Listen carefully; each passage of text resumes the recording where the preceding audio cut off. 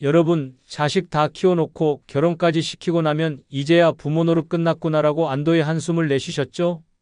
그런데 갑자기 자식이 점점 멀어지더니 엄마, 제발 내일에 신경 좀 꺼주세요라는 말이 돌아올 때 그 충격은 이루 말할 수 없습니다. 내가 널 어떻게 키웠는데? 부모 대접이 이게 뭐냐? 라고 소리치고 싶으셨나요? 하지만 혹시 그 멀어진 이유가 여러분의 행동 때문일 수도 있다는 생각은 안 해보셨나요?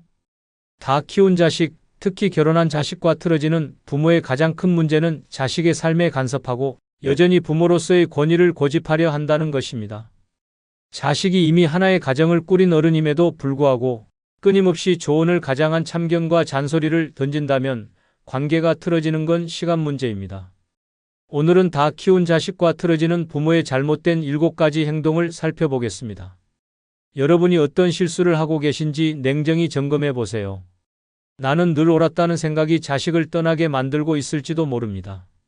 지금부터 시작합니다. 구독, 좋아요 누르시면 시작하겠습니다. 첫 번째는 자식의 배우자를 비판하며 불만을 드러내기입니다. 여러분, 혹시 자식의 배우자가 마음에 들지 않는다고 솔직히 표현하고 계신가요? 우리 집안에는 안 맞는 사람이야. 저 사람은 도대체 왜 그렇게 행동하니? 같은 말을 무심코 내뱉으셨다면 그게 자식과의 관계를 망치는 지름길일 수 있습니다. 자식에게 배우자는 인생의 동반자이자 가장 소중한 사람인데 그 사람을 비판하는 순간 자식은 부모의 말을 사랑이 아닌 간섭과 공격으로 받아들입니다. 한 어머니의 사례를 들어볼까요? 그녀는 아들의 결혼을 처음부터 반대했습니다.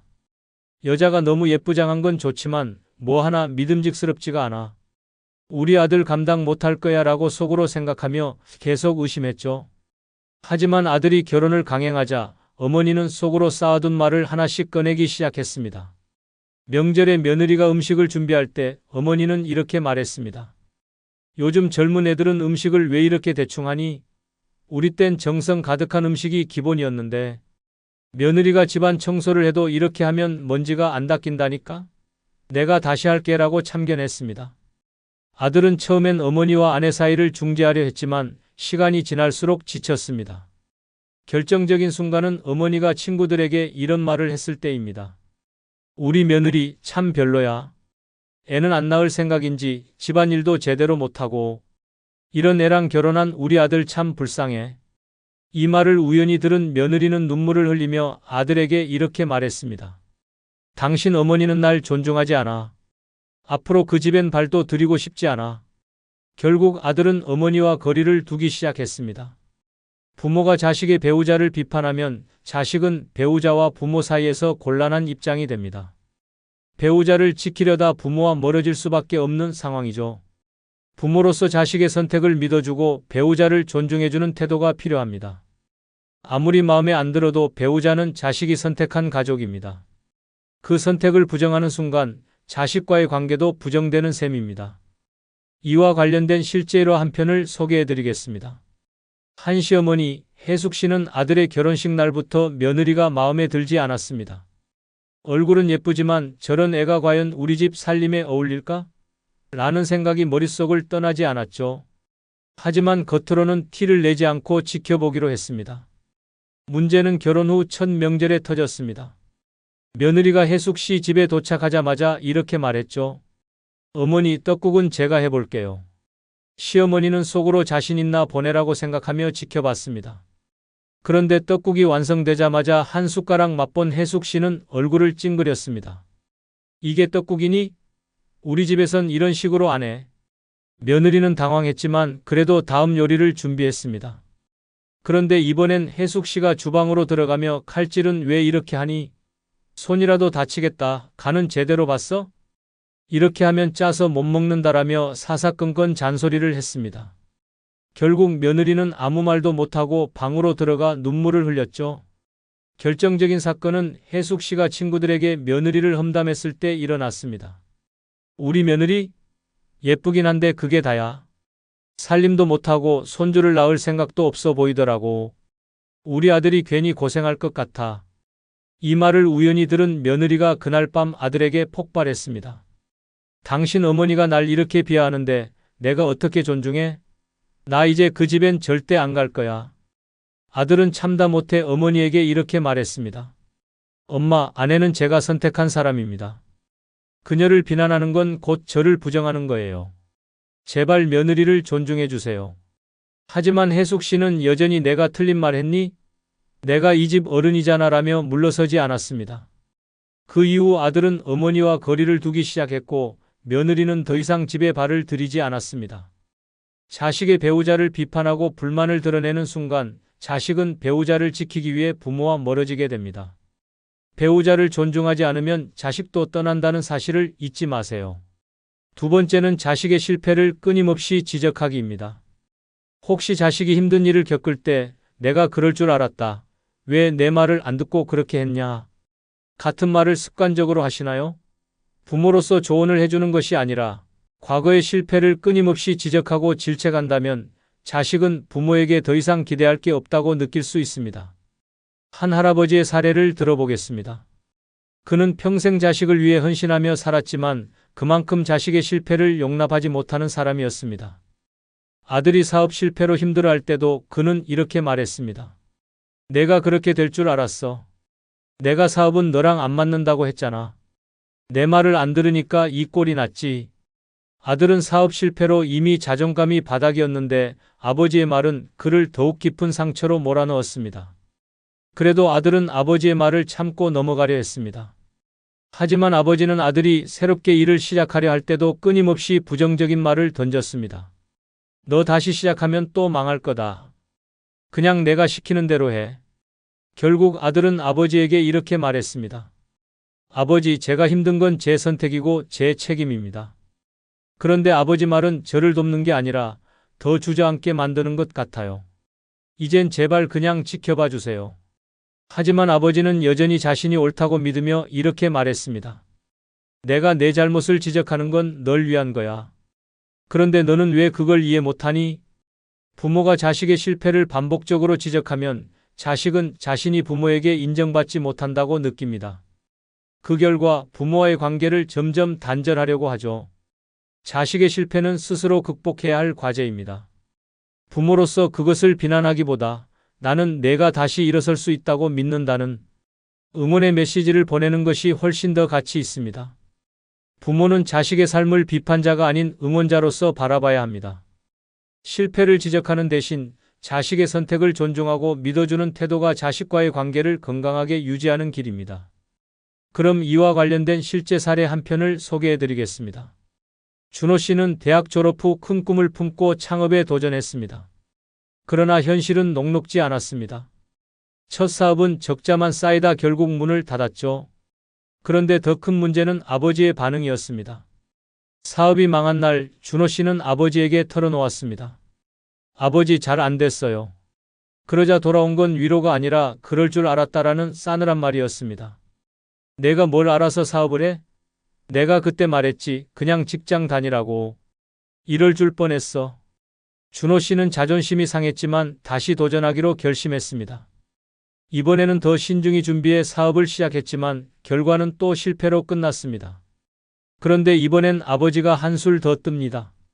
내가 그만두라고 했지? 내가 해봤자 안 되는 애라는 걸 왜 모르니? 너 이러다 빚더미에 안고 가족까지 힘들게 만들 거야. 그날 준호 씨는 처음으로 아버지에게 이렇게 말했습니다. 아버지, 제가 실패한 건 사실이에요. 그런데 제가 이렇게까지 무너진 건 아버지 말 때문이에요. 실패는 제가 감당해야 할 몫인데 아버지가 제 실패를 못난 놈으로 정의 내리니까 더는 나아갈 힘이 안 나요. 준호 씨는 그 후 사업의 꿈을 접고 안정적인 직장을 구했지만 여전히 아버지의 말이 귓가에 맴돈다고 합니다.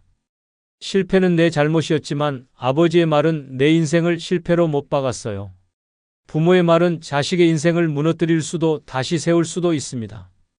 실패는 누구나 할 수 있는 경험입니다. 하지만 그 실패를 지적하고 비난하는 순간 자식은 재기할 용기를 잃고 부모와의 관계마저 무너지게 됩니다. 실패는 자식의 몫, 믿음은 부모의 몫이라는 걸 기억하세요. 세 번째는 자식의 결혼 생활에 끊임없이 간섭하기입니다.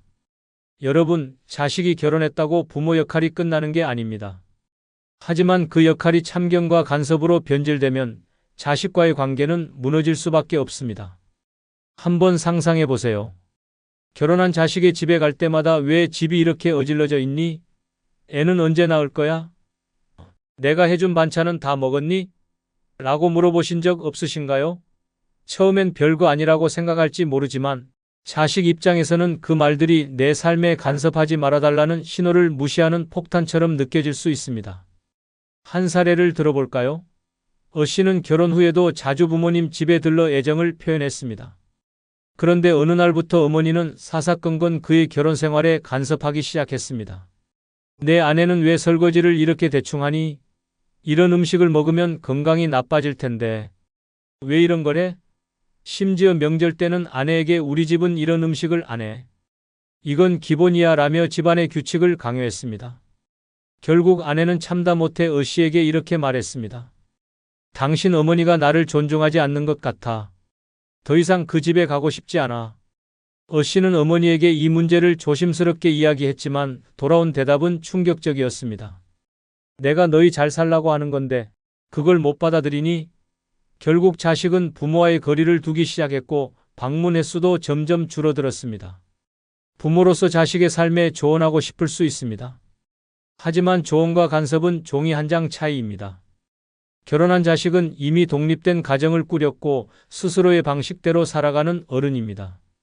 그들의 결혼 생활을 지나치게 관여하고 평가하는 순간 자식은 부모의 말이 사랑이 아닌 부담으로 느껴지게 됩니다. 나는 자식을 위하는 마음에서 한 말인데 왜 이럴까? 라고 생각하시겠지만 자식에게는 그 사랑이 통째로 다가올 수 있습니다. 자식의 결혼 생활에 간섭하지 않는 것이야말로 부모와 자식 간의 건강한 관계를 지키는 첫걸음입니다. 네 번째는 손주 교육에 간섭하기입니다. 여러분, 자식 다 키워놓고 이제는 손주를 키우는 데 관심을 두시나요? 애는 이렇게 키워야 해. 요즘 부모들은 뭘 모른다니까 라는 말을 입버릇처럼 하신다면 그 순간 자식과의 관계는 틀어지기 시작합니다. 손주는 귀엽고 사랑스러운 존재지만 부모의 권한을 넘어서려고 하면 자식과의 갈등은 피할 수 없죠. 한 할머니 사례를 들어볼까요? 그녀는 손주가 태어나자마자 자식 부부에게 적극적으로 도움을 주겠다고 나섰습니다. 애 보기가 얼마나 힘든데 내가 나서야지라는 마음으로 시작했죠. 하지만 시간이 지나면서 그녀의 도움은 조언이 아닌 간섭으로 변질되기 시작했습니다. 할머니는 손주에게 과자 하나를 주는 것도 못마땅했습니다. 애가 이런 거 먹으면 몸에 안 좋아라고 하며 자식 부부에게 훈수를 두기 시작했죠. 심지어 손주가 기저귀를 벗는 시기, 유치원을 선택하는 문제까지 내가 아는 게 많으니 내 말을 들어야 한다며 고집을 부렸습니다. 문제는 자식 부부가 다른 생각을 가지고 있었을 때 터졌습니다. 자식은 이렇게 말했죠. 엄마, 우리가 알아서 할게요. 제발 손주 교육에 너무 간섭하지 마세요. 하지만 그녀는 쉽게 물러서지 않았습니다. 내가 뭘 알아? 내가 너도 이렇게 키웠어. 너희 방식은 잘못됐어. 결국 자식 부부는 할머니의 간섭을 피하려고 그녀와의 만남을 점점 줄여갔습니다. 손주 교육은 부모의 몫입니다. 부모의 방식이 마음에 들지 않더라도 그것을 인정하고 존중하는 태도가 필요합니다.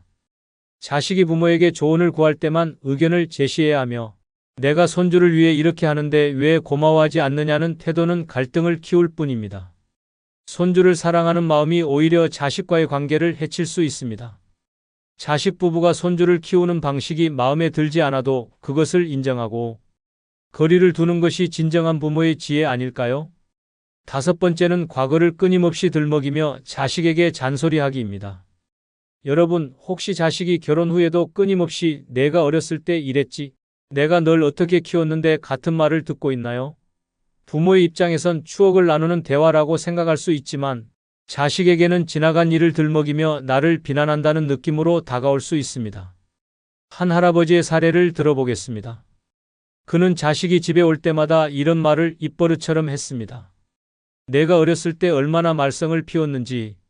아니, 내가 공부를 좀 더 열심히 했으면 우리 집이 지금 훨씬 나아졌을 거야. 자식은 처음엔 웃으며 넘기려 했습니다. 하지만 그 말들이 반복되면서 점점 스트레스를 받기 시작했죠. 결혼 후에도 그는 자식 부부가 힘들다고 하면 내가 예전부터 게을러서 그런 거야. 내가 그렇게 말했잖아. 그때 내 말을 들었으면 지금 이 꼴은 안 났지.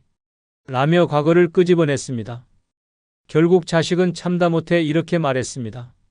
아빠, 그만 좀 하세요. 내가 과거에 뭐 잘못했든 지금 그게 무슨 상관이에요? 왜 매번 내 잘못만 들추세요? 하지만 할아버지는 이해하지 못했습니다. 내가 널 위해 하는 말인데 그걸 못 받아들이냐? 내가 이기적이니까 그렇지. 그날 이후 자식은 부모와의 연락을 끊어버렸습니다. 자식과의 관계에서 과거를 들먹이는 건 가장 빠르게 틀어지는 지름길입니다. 과거의 잘못은 이미 끝난 일입니다. 그걸 끊임없이 들추며 자식을 비난하면 자식은 부모를 원망하거나 피하게 될 뿐입니다. 노년의 자식과의 건강한 관계를 유지하려면 과거가 아닌 현재를 바라보세요. 자식이 부족한 점이 있어도 그것을 과거와 연결, 지어 잔소리하기보다는 그들의 현재를 있는 그대로 존중하고 격려해 주는 것이 훨씬 더 아름다운 부모의 모습 아닐까요? 6번째는 자식에게 효도를 강요하기입니다. 내가 너를 어떻게 키웠는데 이 정도는 해줘야지 라는 말을 자주 하신다면 자식과의 관계에 균열이 생길 가능성이 큽니다. 부모가 자식에게 효도를 강요하는 순간 자식은 사랑에서 우러나는 효심이 아니라 의무와 부담으로 행동하게 됩니다. 자식 입장에서 부모를 사랑하기는커녕 도망가고 싶다는 생각이 들게 만들 수도 있죠. 한 아버지의 사례를 들어볼까요? 그는 은퇴 후 경제적으로 안정되지 않은 상황에서 자식에게 기대를 많이 했습니다. 평소에도 자주 이렇게 말하곤 했죠. 내가 나중에 나를 책임져야 한다. 내가 너 대학 보내고 얼마나 고생했는데. 자식은 아버지를 돕고 싶은 마음이 있었지만 그 말들이 점점 부담스럽게 느껴지기 시작했습니다. 특히 아버지가 이번 달 생활비가 부족하니 좀 보태라. 내 병원비도 내가 좀 신경 써라라고 요구하는 일이 늘어나면서 자식은 경제적으로 압박을 느끼게 됐습니다. 하지만 결정적인 사건은 아버지가 자식의 배우자 앞에서 이런 말을 했을 때였습니다. 내가 이 집안의 뿌리인데 나한테 효도 안 하면 누가 하겠어? 내 돈 벌어 쓰는 것도 다 나 덕분이지 않냐? 자식은 참다 못해 이렇게 말했습니다. 아버지, 저도 제 가정이 있습니다. 아버지를 돕는 건 제가 선택할 문제이지 아버지가 강요하시면 안 돼요. 그 말을 들은 아버지는 충격을 받았고 자식과의 관계는 점점 멀어졌습니다. 효도는 강요할 수 있는 게 아닙니다. 자식이 부모를 사랑하는 마음에서 우러나와야 진정한 효도가 됩니다. 하지만 부모가 효도를 요구하거나 자신의 희생을 강조하며 부담을 주는 순간 자식은 효도를 부담과 책임으로만 느끼게 됩니다. 부모와 자식의 관계는 주는 사랑에서 유지됩니다. 자식을 향한 부모의 사랑이 강요가 되지 않을 때 자식은 자연스럽게 부모를 돌보게 됩니다. 효도는 사랑의 표현이지 빚을 갚는 계산이 아니라는 걸 꼭 기억하세요. 7번째는 자식의 독립을 인정하지 않는 행동입니다. 여러분, 혹시 자식이 이미 결혼하고 독립했는데도 아직도 내가 너를 키우고 있다는 마음으로 살고 계신가요?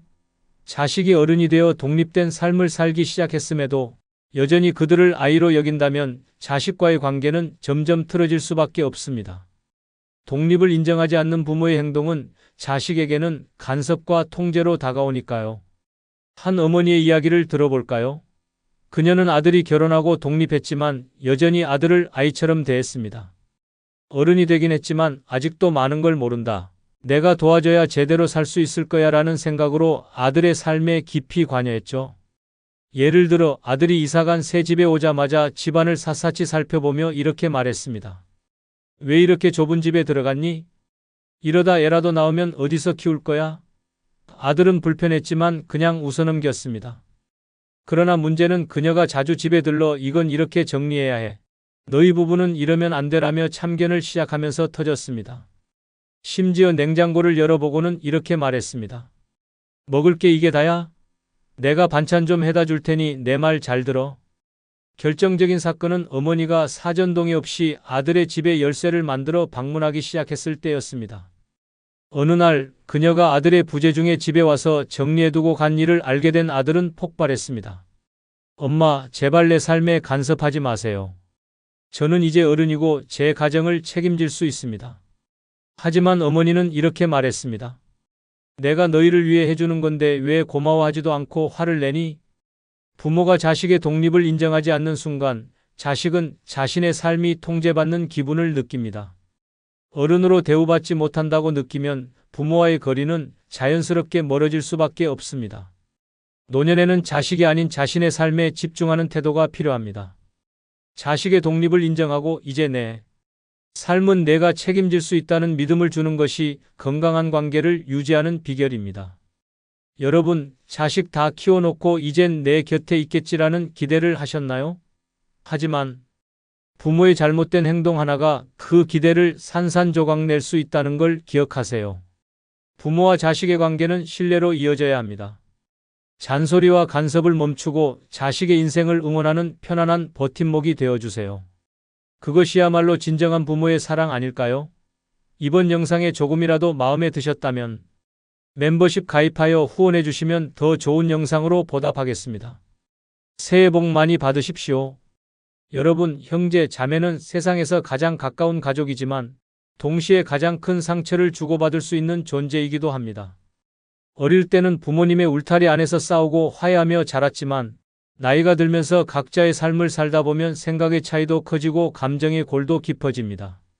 그런데도 가족이니까 괜찮겠지, 형제끼리는 다 이해해줘야 하는 거 아니야? 라는 착각을 하다가 결국 씻을 수 없는 상처를 남기게 됩니다. 특히 노년에는 형제, 자매가 남은 유일한 혈육이 되기도 합니다. 하지만 단 한마디의 말이 관계를 완전히 끊어버리는 경우가 많습니다. 내가 부모님한테 더 잘했다. 나는 너랑 달라서 혼자 해결했어. 내가 우리 가족의 문제였어 같은 말들은 듣는 순간 평생 남는 원한이 됩니다. 말하는 사람은 쉽게 던진 한마디일지 몰라도 듣는 사람은 그 말로 인해 가족을 잃게 되는 것입니다. 노년에는 과거를 들춰내며 상처를 주기보다는 서로를 인정하고 이해하는 것이 더 중요합니다. 나이가 들수록 형제는 점점 줄어들고 결국 남는 건 후회뿐입니다. 형제, 자매와 평생 원수가 되고 싶지 않다면 선 넘는 말은 가슴에 묻고 살아가는 것이 현명한 선택입니다. 오늘은 노년의 형제, 자매에게 절대 하면 안 되는 7가지 말에 대해 이야기해 보겠습니다. 끝까지 들으시면 남은 인생에서 가족과의 관계를 지키는 데 큰 도움이 될 겁니다. 구독, 좋아요 누르시면 시작하겠습니다. 첫 번째는 자식들 잘 살고 있어? 라는 말입니다. 형제, 자매 사이에서 가장 조심해야 할 질문 중 하나가 바로 내 자식들 요즘 잘 지내? 입니다. 단순한 안부처럼 보일 수도 있지만 이 말 한마디가 형제 간 감정을 망치는 독이 될 수도 있습니다. 한 남매가 있었습니다. 오빠는 공무원으로 은퇴 후 연금을 받으며 안정적인 노후를 보내고 있었고 여동생은 작은 가게를 운영하며 어렵게 생활하고 있었습니다. 어느 날 오빠가 가족 모임에서 동생에게 물었습니다. 요즘 애들은 어때? 잘 살고 있지? 또 동생은 애써 웃으며 대답했습니다. 응, 그냥 뭐 그렇지. 하지만 오빠는 거기서 멈추지 않았습니다. 우리 애들은 다 안정적으로 자리 잡았어. 큰애는 대기업 다니고 작은애는 공무원 시험 붙었지. 자식이 잘 돼야 부모도 편한데 말이야. 너도 마음 좀 편해지겠네? 그 말을 듣는 순간 동생의 얼굴이 굳어졌습니다. 사실 그녀의 아들은 취업을 준비하며 몇 년째 고생 중이었습니다. 경제적으로도 부담이 컸고 그로 인해 동생은 매일 밤 고민하며 지냈습니다. 그런데 오빠는 무심코 자식 자랑을 섞어가며 너는 어떤데? 라고 물었습니다. 동생은 억지로 웃었지만 속으로는 내 속이 어떤지 알지도 못하면서 쉽게 말하네. 라고 생각했습니다. 이런 질문이 왜 위험할까요? 자식 문제는 부모에게 있어 가장 예민한 부분입니다. 형제 사이에도 경제적, 환경적 차이가 생길 수밖에 없는데 한쪽이 너무 잘 살고 있고 다른 한쪽이 힘들다면 단순한 안부 인사도 상대방에게 상처가 될 수 있습니다. 특히 우리 애들은 잘 나간다 같은 말을 덧붙이면 그 순간부터 자식 이야기 자체가 비교가 되어버립니다. 형제, 자매 사이에서는 자식 이야기를 최대한 조심스럽게 다뤄야 합니다. 괜히 자식들 잘 지내? 라는 말을 던졌다가 상대방이 상처받고 관계가 서먹해질 수 있습니다. 자식 이야기는 자랑도 비교도 평가도 하지 않는 것이 가장 좋은 방법입니다. 두 번째는 유산은 어떻게 나눌 거야? 라는 부모 재산에 관한 말입니다. 노년의 형제, 자매 사이에서 가장 위험한 말 중 하나가 바로 부모님 유산 어떻게 할 거야? 라는 말입니다. 이 말이 나오는 순간 지금까지 쌓아온 형제에는 돈 앞에서 무너질 가능성이 높습니다. 한 형제가 있었습니다. 부모님이 연로하셔서 언제 돌아가실지 모르는 상황이었습니다. 그러던 어느 날 큰형이 가족 모임에서 슬쩍 이야기를 꺼냈습니다. 부모님이 돌아가시면 유산은 어떻게 나누지? 미리 정리해 두는 게 좋지 않겠어? 처음엔 그냥 현실적인 이야기처럼 들렸습니다. 하지만 둘째가 단호하게 말했습니다. 그런 얘긴 좀 너무 빠르지 않아? 문제는 그 후였습니다. 유산 이야기가 한번 나오고 나니 가족 모임이 있을 때마다 미묘한 신경전이 벌어졌습니다. 큰형은 부모님을 자주 찾아뵙고 부모님 앞에서 일부러 살갑게 행동하기 시작했습니다. 동생들은 그런 모습을 보며 속으로 생각했습니다. 형이 지금 부모님한테 잘 보이려는 건가? 그리고 부모님이 돌아가셨을 때 결국 형제들은 법적으로 유산을 나눴지만 감정의 골은 깊어졌습니다. 나는 부모님한테 더 잘했는데 왜 똑같이 나눠? 라는 생각이 들었고 작은 형은 결국 이렇게 말하고 관계를 끊어버렸습니다. 우리 이제 유산도 다 나눴으니까 볼일 없겠네.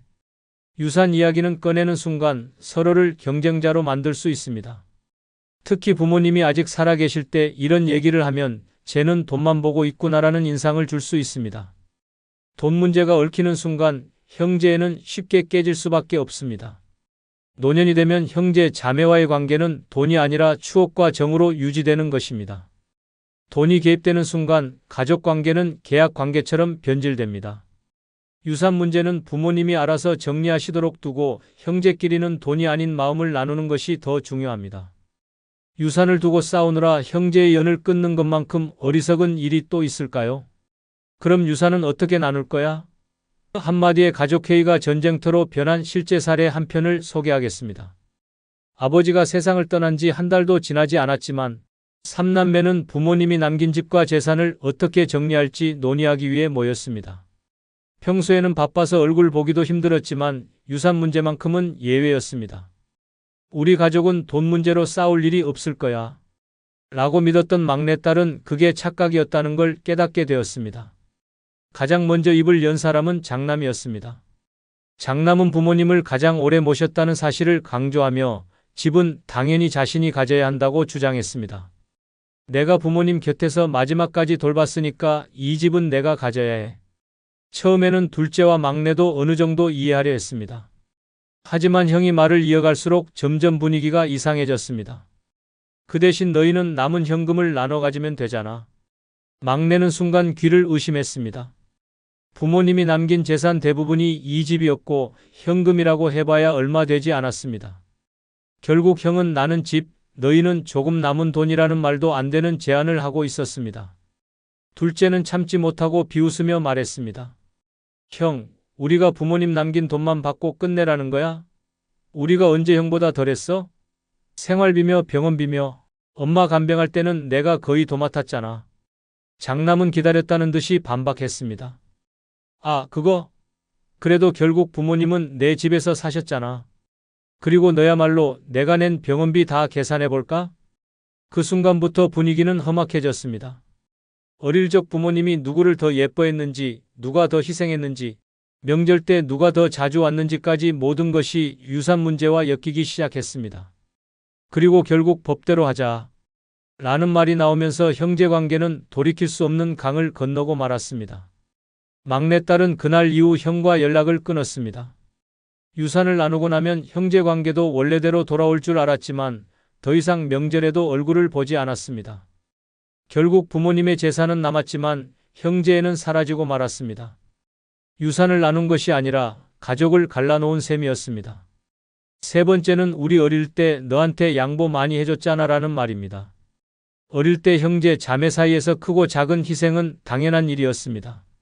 내가 막내라서 항상 내가 먼저였어. 내가 형이라서 다 참고 양보했어 같은 말은 흔히 하는 이야기입니다. 하지만 나이가 들어서까지 이 말을 꺼내며 과거의 빚을 청산하려 한다면 그 순간부터 형제관계는 걷잡을 수 없는 싸움으로 번질 수 있습니다. 한 자매가 있었습니다. 언니는 늘 자신이 동생을 챙기며 살아왔다고 생각했습니다. 어린 시절 동생이 원하는 장난감을 사주기 위해 자기 용돈을 양보했고 동생이 사고를 쳤을 때 대신 부모님께 혼나주기도 했습니다. 그리고 시간이 흘러 이제 둘 다 60대가 되었습니다. 어느 날 언니는 아무렇지도 않게 말했습니다. 내가 어릴 때 너한테 양보한 거 생각하면 너 나한테 진짜 잘해야 해. 순간 동생의 얼굴이 굳어졌습니다. 그리고 언니는 결정적인 한마디를 덧붙였습니다. 그때부터 내 덕에 나는 손해만 봤다니까. 동생은 순간 분노가 치밀어 올랐습니다. 손해?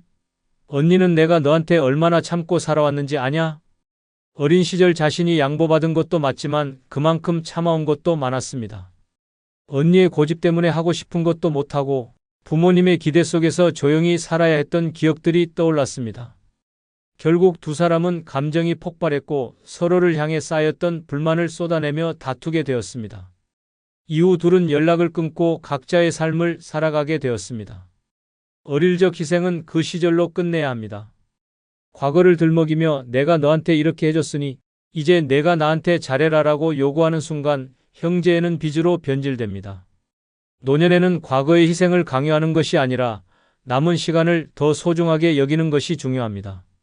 네 번째는 우리 부모님은 나 덕분에 편하게 사셨지라는 말입니다. 형제, 자매 사이에서 가장 조심해야 할 말 중 하나가 바로 우리 부모님 내가 다 모셨지, 내가 제일 많이 도왔잖아 같은 이야기입니다. 이 말을 듣는 순간 상대방의 머릿속에는 온갖 불만과 억울함이 떠오르기 시작합니다. 한 남매가 있었습니다. 부모님이 연로하셔서 요양원에 계셨고 큰아들은 내가 부모님 병원비를 다 부담했다며 자신이 효자라고 강조했습니다. 동생들은 처음에는 그냥 넘겼습니다. 하지만 형이 만나는 사람마다 우리 부모님은 나 덕분에 편하게 사셨지라고 말하고 다니는 걸 알게 된 후 상황은 변했습니다. 둘째가 불편한 기색을 보이며 말했습니다. 형, 부모님 병원비 형이 냈다고? 내가 생활비 보탠 건 싹 무시하네. 막내도 한마디 덧붙였습니다. 우리 엄마 아프실 때 누가 매일 가서 병간호했는데 병원비만 돈입니까? 결국 형제들은 크게 다투었고 그럼 앞으로 부모님 요양원비 형이 전부 내세요라는 말과 함께 완전히 남처럼 지내게 되었습니다. 이런 말이 왜 위험할까요? 형제, 자매 사이에는 보이지 않는 기여도가 존재합니다. 나는 돈을 냈지만 너는 시간을 냈고 다른 형제는 정성을 쏟았습니다. 그러나 누군가가 자신의 기여도를 과장하면 상대방은 반드시 억울함을 느낍니다. 특히 내가 부모님을 모셨다, 내가 가장 많은 걸 했다라는 말은 듣는 순간 상대를 불쾌하게 만듭니다. 노년의 형제, 자매 사이의 관계를 지키고 싶다면 절대 내가 더 많이 희생했다는 말을 입 밖에 내지 말아야 합니다. 부모님께 했던 모든 노력과 희생은 조용히 마음속에 간직하는 것이 가장 현명한 방법입니다. 다섯 번째는 형제끼리 돈 문제로 이러는 거 아니다라는 말입니다. 가족이지만 형제, 자매 사이에서 가장 예민한 문제는 바로 돈입니다. 특히 부모님이 남긴 재산을 두고 갈등이 생기면 평생 우애 좋았던 형제도 한순간에 남이 될 수 있습니다. 그런데 이때 누군가가 형제끼리 돈 문제로 이러는 거 아니다라고 말하면 상황은 더 악화됩니다. 한 형제가 있었습니다. 부모님이 돌아가시고 형제들이 모여 유산을 정리하게 되었습니다. 장남이 이렇게 말했습니다. 형제끼리 돈 몇 푼 때문에 얼굴 붉히는 거 아니다. 문제는 그 돈 몇 푼이 무려 몇억 원이었다는 사실입니다. 둘째가 발끈했습니다. 형, 우리한테는 몇 푼이라도 형한테는 아니잖아. 그런데 왜 형 혼자 더 가져가? 장남은 당황하며 말했습니다. 내가 부모님 모시고 살았잖아. 난 당연히 더 받을 자격이 있지. 막내는 어이없다는 듯이 웃으며 대꾸했습니다. 그럼 처음부터 그 얘기를 하지. 왜 돈 문제가 아니라고 해? 결국 형제들은 감정이 폭발했고 유산을 두고 소송까지 가게 되었습니다. 법정에서 만난 형제들은 더 이상 가족이 아니었습니다. 형제끼리 돈 문제로 싸우지 말자는 말은 겉으로 보기엔 듣기 좋은 말입니다. 하지만 이 말은 마치 돈을 신경 쓰는 사람이 속 좁은 사람이라는 느낌을 주기 때문에 오히려 상대방을 더 화나게 만듭니다. 유산이든 빌린 돈이든 형제 사이에서 돈은 절대 가볍게 넘길 수 없는 문제입니다. 노년의 형제 관계를 망치고 싶지 않다면 돈 문제를 형제로 포장하지 말아야 합니다. 오히려 솔직하게 우리 확실하게 정리하자, 서로 오해 없도록 정확하게 나누자라고 말하는 것이 훨씬 현명한 태도입니다. 형제관계에서 돈 문제는 감정적으로 접근할 것이 아니라 최대한 객관적으로 정리하는 것이 불필요한 갈등을 막는 길입니다. 여섯 번째는 내가 예전에 이랬잖아라는 과거의 이야기입니다. 형제, 자매 사이에서 절대 하지 말아야 할 말 중 하나가 너 옛날에 그랬었잖아 같은 과거 이야기입니다. 특히 어린 시절의 실수나 창피한 일을 끄집어내면 상대방의 기분은 순식간에 바닥을 칩니다. 한 남매가 있었습니다. 오빠와 여동생은 나이가 들면서 각자 가정을 꾸렸고 이제는 가끔씩 명절이나 가족 행사에서 얼굴을 보는 정도였습니다. 그런데 어느 날 가족 모임에서 오빠가 술을 한잔하더니 이렇게 말했습니다. 야, 너 어릴 때 기억나? 동네 운동회에서 내가 달리기 하다가 넘어져서 울면서 꼴찌로 들어왔잖아. 그때 사람들이 얼마나 웃었는데 내가 집에 가서 방문 걸어 잠그고 며칠 동안 안 나왔지. 여동생은 순간 표정이 굳어졌습니다. 가족들까지 따라 웃으며 맞아. 그때 내 얼굴 새빨개져서 엉엉 울었지. 라며 덧붙이자 여동생은 애써 미소를 지었지만 속으로는 끓어오르는 기분을 억누르고 있었습니다. 어릴 때라서 다들 웃고 넘겼던 일이지만 본인에게는 절대 다시 듣고 싶지 않은 기억이었습니다. 그런데 나이가 들어서까지 그 일을 또 들춰야 할 이유가 있을까요? 형제, 자매 사이는 오래된 인연이지만 그렇다고 해서 상대방이 과거 이야기를 듣고 싶어 하는 것은 아닙니다. 누구나 실수했던 시절이 있고 창피했던 기억이 있습니다. 그런데 그걸 가족이라고 해서 아무렇지 않게 꺼내는 것은 상대방을 배려하지 않는 행동입니다. 특히 과거의 부끄러운 실수나 실패를 반복해서 언급하면 형제 관계는 점점 멀어질 수밖에 없습니다. 형제, 자매 사이에서 과거 이야기를 할 때는 신중해야 합니다. 상대방이 좋아하는 추억이라면 몰라도 굳이 듣고 싶지 않은 이야기를 꺼내는 것은 관계를 어색하게 만들 뿐입니다. 상대방이 과거를 떠올리며 이제 그만 좀 얘기해라는 표정을 짓는다면 그 순간이 바로 입을 다물어야 할 타이밍입니다. 7번째는 내가 이 집안 장남 아니야? 라는 말입니다. 가족 중에서도 장남이나 장녀는 책임감이 크다는 말을 자주 듣습니다. 하지만 나이가 들어서까지 내가 장남이니까 내 말이 맞아, 내가 큰형이니까 내가 내 의견을 따라야 해 같은 말을 한다면 그 순간부터 형제관계는 망가질 가능성이 높습니다. 한 형제가 있었습니다. 부모님이 돌아가시고 이제 남은 건 형제들 뿐이었습니다. 그런데 큰형은 만날 때마다 자신의 권위를 강조했습니다. 야, 내가 장남인데 내 말이 맞지 않겠냐? 처음엔 농담처럼 들렸지만 시간이 갈수록 이 말은 형제들 사이에 불만을 쌓이게 했습니다.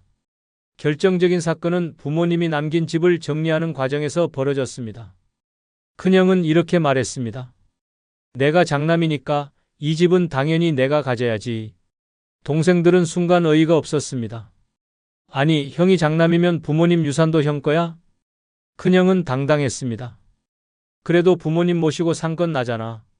장남이니까 내 말이 맞아. 너희도 어차피 각자 살 집 있잖아. 그 말을 듣는 순간 동생들의 분노는 폭발했습니다. 형, 장남이면 부모님 재산 다 가져가는 법이라도 있어? 우리한테는 형 동생이지만 법원 가면 다 똑같은 상속자인데. 결국 형제들은 서로 얼굴도 보기 싫어졌고 유산 문제로 법적 소송까지 가게 되었습니다. 어린 시절에는 의지했던 큰형이었지만 이제는 남보다 더한 원수가 되어버린 것입니다. 가족관계에서 서열을 내세우는 순간 형제관계는 균열이 가기 시작합니다. 내가 장남이니까, 내가 큰형이니까 같은 말이 통하던 시대는 이미 지났습니다. 노년에는 위아래를 따질 것이 아니라 서로의 인생을 존중하는 것이 더 중요합니다. 나이가 많다고 해서 무조건 옳은 것이 아니며 형제 사이에서는 권위보다 배려가 더 큰 힘을 가집니다. 끝으로 멤버십 가입으로 후원해 주시면 다음 영상 제작에 큰 힘이 됩니다. 부탁드리겠습니다. 한 달 커피 한 잔 값입니다. 새해 대박 나시길 기원합니다. 나이 들면 누구나 한 번쯤 이런 생각을 합니다. 내가 이렇게 열심히 살아왔는데 결국 남는 게 뭔가? 젊었을 땐 가족을 위해, 친구와의 관계를 위해 일하느라 정신없이 달려왔습니다. 하지만 시간이 지나면서 하나둘 곁을 떠나고 결국 혼자가 되는 순간이 찾아옵니다. 문제는 그때입니다. 준비 없이 맞이하는 노후는 재앙과도 같습니다. 돈이 없으면 삶이 비참해지고 건강이 나빠지면 남에게 의존해야 하며 외로움까지 덮쳐오면 정신적으로 무너질 수밖에 없습니다. 이 세 가지가 없으면 노후는 지옥이 됩니다. 슬프지만 현실입니다. 젊을 땐 몰라도 나이 들면 선택지가 없습니다. 그때 가서 후회해도 소용없습니다. 지금 당장 준비해야 합니다. 노후에 이 세 가지만 제대로 갖춰놓으면 혼자 살아도 절대 불행하지 않습니다. 오히려 누구보다 자유롭고 평온한 삶을 누릴 수 있습니다. 하지만 이걸 놓치면 돌이킬 수 없는 위기가 찾아옵니다. 지금부터 그 세 가지를 알려드리겠습니다. 끝까지 집중해서 들어주시기 바랍니다. 첫 번째, 외로움은 노인을 서서히 죽입니다. 노후에 가장 무서운 것은 가난도 병도 아닙니다. 진짜 가장 끔찍한 것은 외로움입니다. 돈이 있어도 건강이 좋아도 혼자 남겨지면 삶이 무너집니다. 젊었을 때는 친구도 많고 가족도 곁에 있지만 나이가 들면 하나둘씩 사라집니다. 결국 혼자 남는 순간이 반드시 찾아옵니다. 문제는 그때부터 시작됩니다. 말 한마디 나눌 사람이 없으면 삶의 의미가 사라집니다. 하루 종일 집 안에만 있고 TV나 스마트폰만 보면서 시간을 때우다 보면 점점 무기력해집니다. 이런 생활이 반복되면 우울증이 찾아옵니다. 우울증은 노인을 서서히 망가뜨립니다. 식욕이 줄어들고 잠도 제대로 못 자고 결국 몸까지 병들게 만듭니다. 고독사가 괜히 나오는 이야기가 아닙니다. 매년 수천 명의 노인이 아무도 모르게 홀로 세상을 떠납니다. 심지어 몇 달이 지나서야 발견되는 경우도 있습니다. 죽어서도 아무도 찾아오지 않는 삶, 이것이 외로움의 끝입니다. 더 무서운 것은 외로움은 돈으로 해결되지 않는다는 것입니다. 비싼 요양원을 가도 좋은 집에서 살아도 곁에 사람이 없으면 결국 외롭습니다. 가족이 있다고 안심해서도 안 됩니다. 자식들은 각자의 삶을 살아가고 친구들도 점점 세상을 떠나면서 결국 혼자가 됩니다. 그렇다면 어떻게 해야 할까요? 노후를 대비할 때 반드시 외로움을 피할 방법을 준비해야 합니다. 인간관계를 미리 정리하고 평생 함께할 수 있는 사람을 만들어야 합니다. 취미 활동을 가지거나 동호회나 모임에 나가서 사회적 관계를 유지해야 합니다. 혼자 살더라도 완전히 고립되지 않는 방법을 찾아야 합니다. 노후의 가장 끔찍한 삶은 누구에게도 필요 없는 존재가 되는 것입니다. 돈도 있고 건강도 있지만 외로워서 하루하루가 지옥 같은 사람도 많습니다. 반대로 돈이 많지 않아도 건강이 조금 안 좋아도 주변에 사람들이 있고 함께 할 수 있는 관계가 있다면 삶은 훨씬 행복해집니다. 지금 당장은 외로움이 무섭지 않을 수도 있습니다. 하지만 나이가 들면 외로움은 가장 큰 적이 됩니다. 인간은 결국 관계 속에서 살아가는 존재입니다. 아무도 찾지 않는 삶, 혼자서 모든 것을 감당해야 하는 삶은 지옥과 다름없습니다. 노후를 제대로 준비하려면 돈과 건강뿐만 아니라 외로움을 피할 방법도 반드시 마련해야 합니다. 인간관계를 방치하면 결국 혼자가 되고 그 순간부터 삶은 무의미해집니다. 외로움을 막을 방법을 지금부터 준비해야 합니다. 늦기 전에 고립되지 않을 길을 찾아야 합니다. 그럼 외로운 노인의 비참했던 실제 사례 한 편을 소개해드리겠습니다. 서울의 한 원룸에서 82세의 김모 씨가 사망한 지 한 달이 지나서야 발견되었습니다. 관리비가 몇 달째 미납되고 이웃들이 악취를 신고하면서 경찰이 문을 열었을 때 그는 이미 싸늘한 시신이 되어 있었습니다. 그를 찾는 사람은 아무도 없었습니다. 김 씨는 한때 가정을 꾸렸고 직장 생활도 성실하게 했습니다. 하지만 배우자가 먼저 세상을 떠나고 자식들은 연락이 뜸해졌습니다. 가족이 있다고 해도 결국 혼자가 되는 순간이 왔습니다. 친구들도 하나둘 세상을 떠나면서 그는 점점 고립되었습니다. 더 이상 나갈 이유가 없었습니다. 대화할 사람도 찾아갈 곳도 없었습니다. 하루 종일 텔레비전을 보면서 시간을 보냈고 가끔 시장에 가는 것이 유일한 외출이었습니다. 그러나 어느 날부터는 그것마저 귀찮아졌습니다. 혼자 사는 것이 점점 익숙해졌고 외로움이 당연한 것이 되었습니다. 그러던 어느 날 김 씨는 집 안에서 쓰러졌습니다. 몸이 아팠지만 도움을 요청할 사람이 없었습니다. 핸드폰은 배터리가 나가 있었고 밖에 나갈 힘도 없었습니다. 결국 그는 혼자서 누구의 도움도 받지 못한 채 숨을 거두었습니다. 이것이 외로운 노인의 현실입니다. 돈이 있어도 건강이 조금 남아 있어도 주변에 사람이 없으면 결국 이렇게 됩니다. 혼자가 되는 순간부터 삶은 서서히 무너지고 결국 세상과 단절된 채 조용히 사라지게 됩니다. 외로움을 방치하면 결국 고독사로 끝을 맞이하게 됩니다. 나이 들수록 인간관계는 더 중요해집니다. 지금은 상상도 할 수 없겠지만 나이가 들면 누구든지 이런 상황에 놓일 수 있습니다. 당신의 노후는 다를 것이라고 장담할 수 있습니까? 지금 당장 준비하지 않으면 누구나 이런 최후를 맞이할 수 있습니다. 두 번째, 돈이 없으면 노후는 지옥이 됩니다. 노후에 가장 먼저 준비해야 할 것은 돈입니다. 돈이 없으면 아무것도 할 수 없습니다. 젊었을 때는 건강히 받쳐주고 일할 수 있는 기회라도 있지만 나이가 들면 모든 것이 달라집니다. 아무리 젊었을 때 잘 나갔어도 돈이 없으면 노후는 끔찍한 생존 게임이 됩니다. 병원비 한 번 나갈 때마다 통장이 비어갑니다. 물가가 오르면 생활비 부담이 커집니다. 갑자기 예상치 못한 지출이 생기면 대책이 없습니다. 돈이 없으면 선택권이 사라집니다. 먹고 싶은 것, 가고 싶은 곳, 하고 싶은 일, 모든 것이 돈이 있어야 가능합니다. 하지만 돈이 없으면 가장 싼 음식으로 끼니를 때우고 몸이 아파도 병원 가는 걸 미루게 됩니다.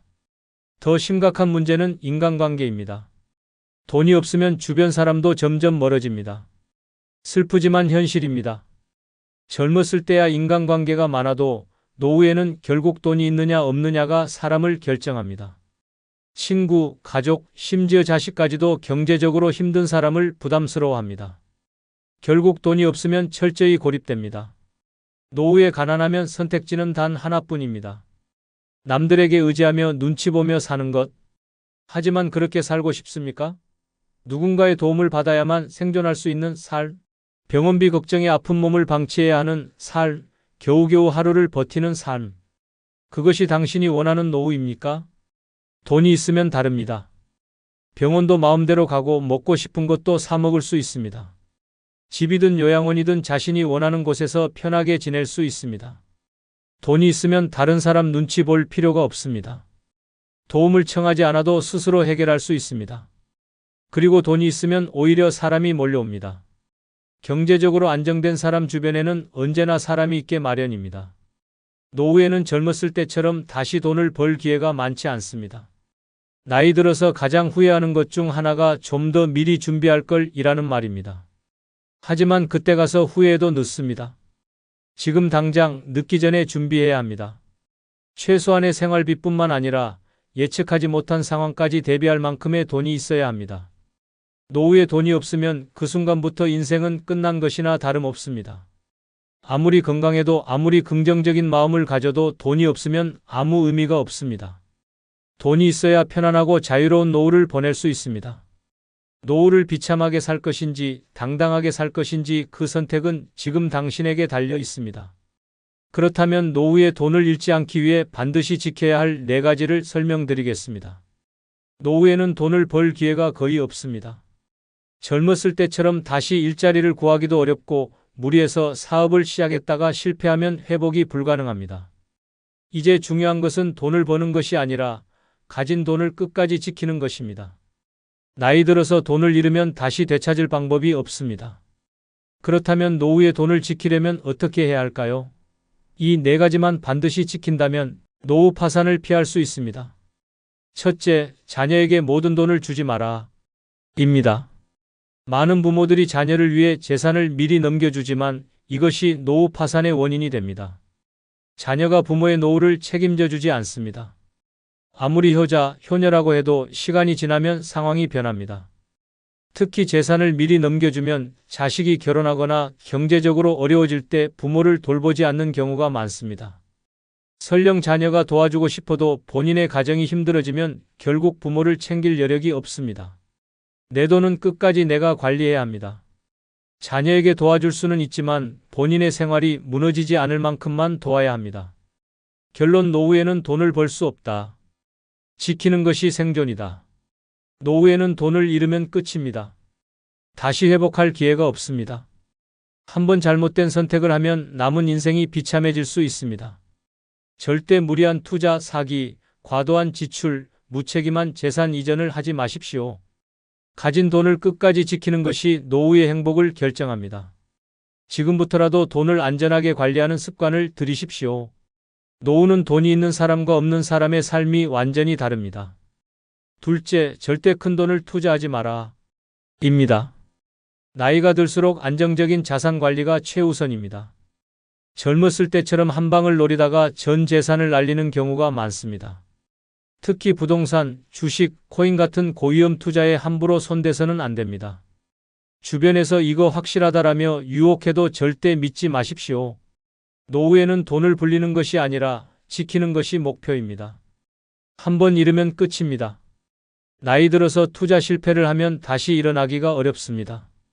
특히 은퇴 후에는 고정 수입이 없기 때문에 투자로 손해를 보면 남은 인생이 비참해질 수 있습니다. 안정적인 예금, 연금, 그리고 최소한의 안전한 투자만 유지하십시오. 셋째, 사기당하지 마라. 입니다. 노후를 망치는 가장 큰 이유 중 하나가 사기입니다. 고령층을 노린 사기는 매년 증가하고 있습니다. 보이스피싱, 유사투자 사기, 다단계 등 돈을 벌어줄게라는 말이 들어가면 무조건 의심해야 합니다. 특히 가까운 사람이라고 방심해서는 안 됩니다. 가족, 친척, 친구라고 해도 돈을 빌려달라고 하면 반드시 확인해야 합니다. 내가 이 돈을 잃으면 다시 회복할 수 있을까? 이 질문을 먼저 해야 합니다. 사람을 믿어도 돈은 믿지 마십시오. 노후에는 돈이 생존과 직결되기 때문에 돈을 잃는 순간 모든 것이 무너질 수 있습니다. 대다수의 사기 범죄는 가까운 사람에게 당한다는 사실을 꼭 기억하기 바랍니다.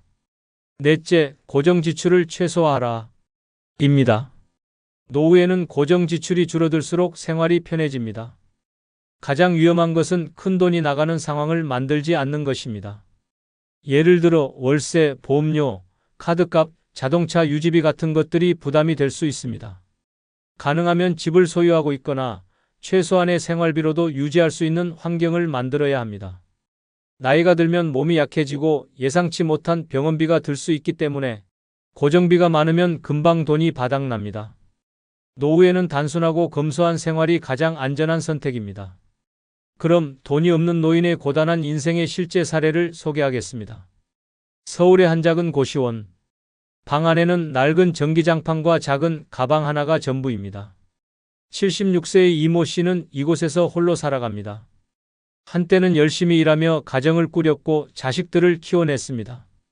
하지만 은퇴 후 수입이 끊기자 상황은 완전히 달라졌습니다. 젊었을 때는 집도 있었고 가족도 있었습니다. 그러나 사업 실패와 병원비로 재산을 모두 탕진했습니다. 남은 것은 작은 연금뿐이지만 월 60만 원으로는 월세조차 내기 벅찹니다. 결국 그는 좁고 습한 고시원으로 들어갔습니다. 생활은 더욱 비참합니다. 하루에 한 끼만 먹습니다. 가장 싼 편의점 도시락을 사서 나눠 먹으며 버팁니다. 건강도 엉망입니다. 무릎 관절이 나빠 병원에 가야 하지만 진료비가 없어 진통제로 버팁니다. 돈이 없으니 교통비를 아끼려고 병원까지 1시간 넘게 걸어갑니다. 더 큰 문제는 외로움입니다. 자식들은 바쁘다는 이유로 연락을 피합니다. 몇 번 도움을 요청했지만 우리도 힘들다는 말만 돌아왔습니다. 친구들도 하나둘 세상을 떠나면서 만날 사람이 없습니다. 결국 그는 하루 종일 방 안에서 TV만 보며 시간을 보냅니다. 겨울이 되면 상황은 더 심각합니다. 난방비가 없어 전기장판 하나에 의지하며 추위를 버팁니다. 밤에는 몸이 얼어붙을 것 같지만 전기세 걱정에 마음대로 온도를 올릴 수도 없습니다.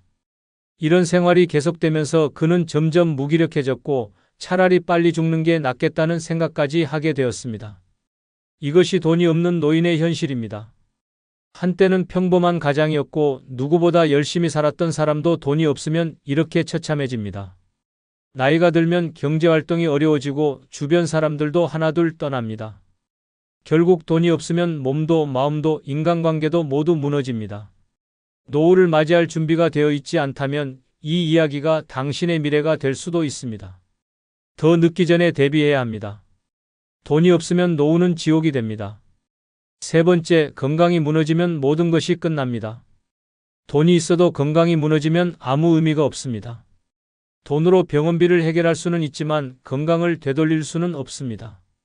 노후의 가장 무서운 것은 경제적 어려움이 아니라 건강이 무너지는 순간입니다. 건강이 나빠지면 혼자서 아무것도 할 수 없습니다.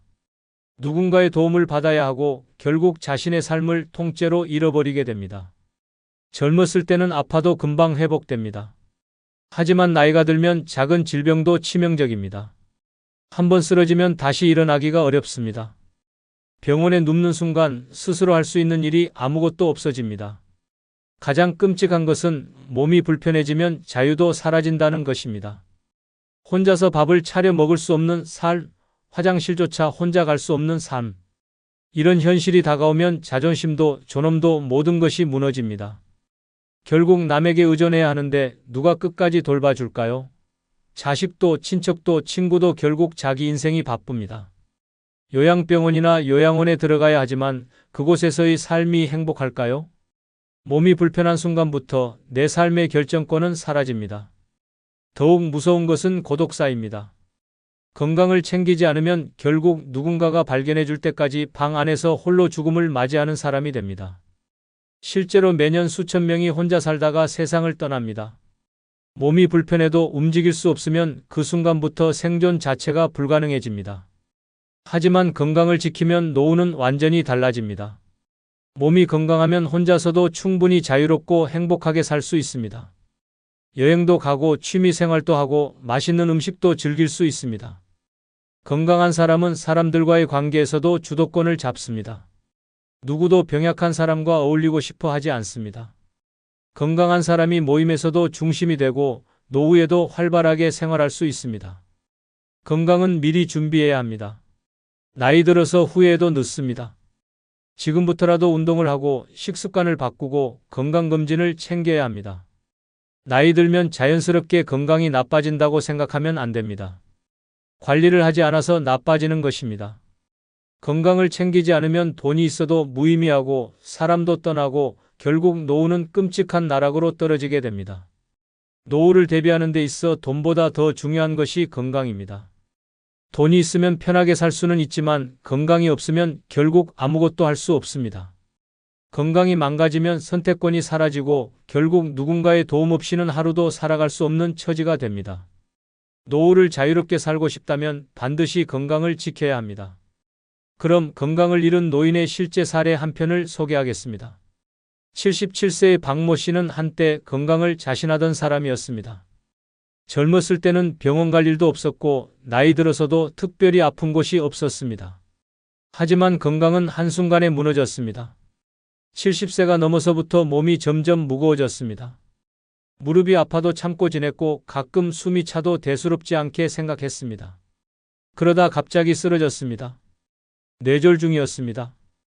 병원으로 옮겨졌지만 이미 한쪽 마비가 진행되어 있었습니다. 그때부터 그의 인생은 완전히 바뀌었습니다. 혼자서는 움직일 수 없고 누군가의 도움이 없으면 밥조차 먹기 어려운 상태가 되었습니다.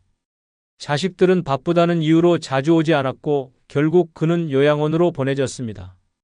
요양원 생활은 상상 이상으로 비참했습니다. 하루 종일 침대에 누워있고 정해진 시간에 주는 밥을 먹으며 같은 공간에서 같은 일상을 반복했습니다. 자유가 없었습니다.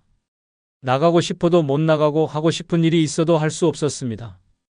가장 괴로운 것은 존엄성을 잃는 것이었습니다. 혼자 화장실도 못 가고 몸을 씻는 것도 남의 도움을 받아야 했습니다. 밤마다 이렇게 살 바엔 차라리라는 생각이 들었습니다. 건강만 유지했더라면 이렇게까지 비참해지지는 않았을 것입니다. 이것이 건강을 잃은 노인의 현실입니다. 건강이 없으면 돈도 가족도 자존심도 다 소용없습니다. 움직일 수 없는 순간부터 삶은 자신이 아닌 남들의 손에 맡겨집니다.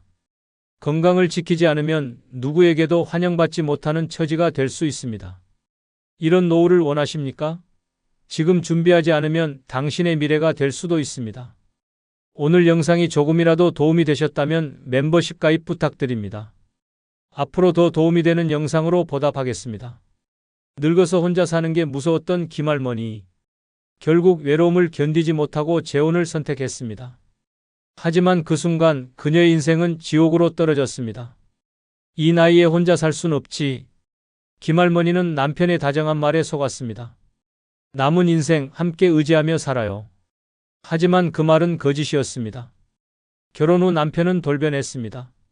생활비는커녕 김할머니의 돈까지 탐냈고 자식 문제로 끝없는 다툼이 이어졌습니다.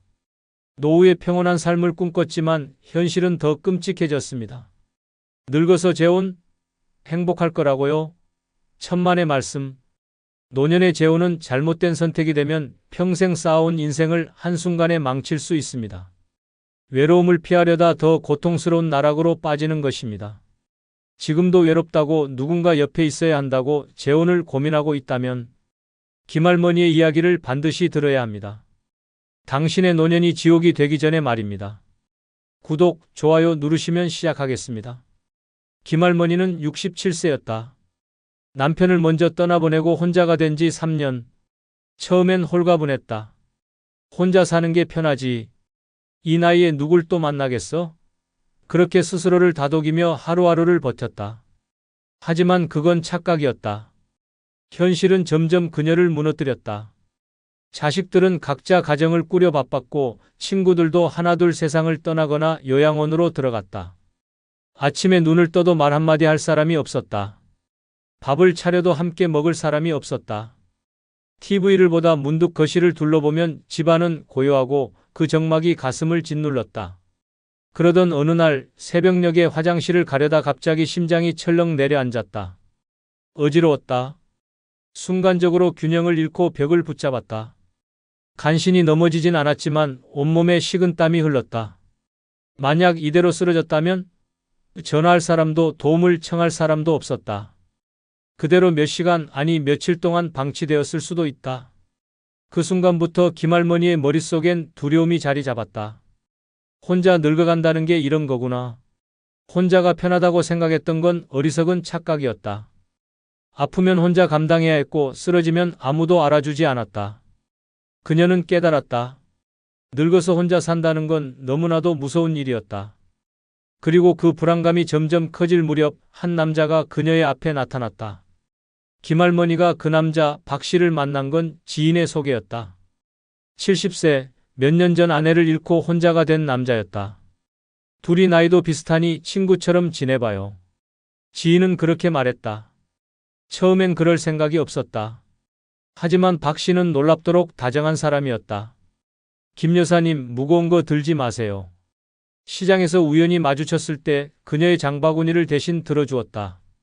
처음엔 낯설었지만 이상하게도 그 순간 마음 한쪽이 따뜻해졌다. 그 이후로 박 씨는 가끔 안부 전화를 했다. 밥은 잘 챙겨 드세요? 혼자 사는 게 쉽지 않죠. 김할머니는 그 말에 공감했다. 그도 혼자 살며 외로움을 견디고 있었다. 그래서 어느 날 박 씨가 조용히 내뱉은 말이 그녀의 가슴을 파고들었다. 이 나이에 혼자 사는 거 너무 가혹하지 않아요? 남은 인생 서로 의지하면서 살면 좋잖아요. 그 말이 귓가에 맴돌았다. 그래, 나도 이제 누군가와 의지하며 살고 싶다. 그녀는 흔들리기 시작했다. 그리고 그날 밤 처음으로 진지하게 재혼을 고민했다. 이 사람이랑 같이 있으면 더 이상 혼자일 필요 없겠지? 하지만 그녀는 몰랐다. 그 선택이 평온했던 그녀의 노후를 지옥으로 끌고 갈 줄은. 3편 재혼을 결심한 김할머니, 그러나 그녀는 몰랐다. 박 씨는 계속해서 다정했다. 김할머니가 아프다고 하면 약을 사서 집 앞까지 가져다 주었고 시장에서 만나면 늘 무거운 짐을 들어주었다. 무엇보다 그와 이야기를 나누면 오랜만에 사람이 된 기분이었다. 혼자 밥을 먹을 때보다 같이 대화를 하면서 먹는 밥이 훨씬 맛있었다. 여사님, 저희 나이엔 건강이 제일 중요하죠. 저만 믿으세요. 함께 잘 살아봅시다. 그의 목소리는 따뜻했다. 그 말 한마디가 가슴을 울렸다. 그리고 어느 날 박 씨가 의미심장한 말을 꺼냈다. 우리 이제 남남처럼 지내지 말고 서로 의지하면서 살면 안 될까요? 그 말을 듣는 순간 김할머니의 심장이 두근거렸다. 이 사람이라면 믿어도 되겠지? 박 씨는 부드럽게 웃으며 말했다. 이 나이에 혼자 살면 너무 외롭잖아요. 함께하면 힘들 일도 줄고 서로 돌봐주면서 살면 얼마나 좋아요. 김할머니는 흔들렸다. 솔직히 두려운 마음도 있었다. 하지만 혼자가 되는 것보다야 누군가 곁에 있는 게 낫겠다고 생각했다. 그리고 결심했다.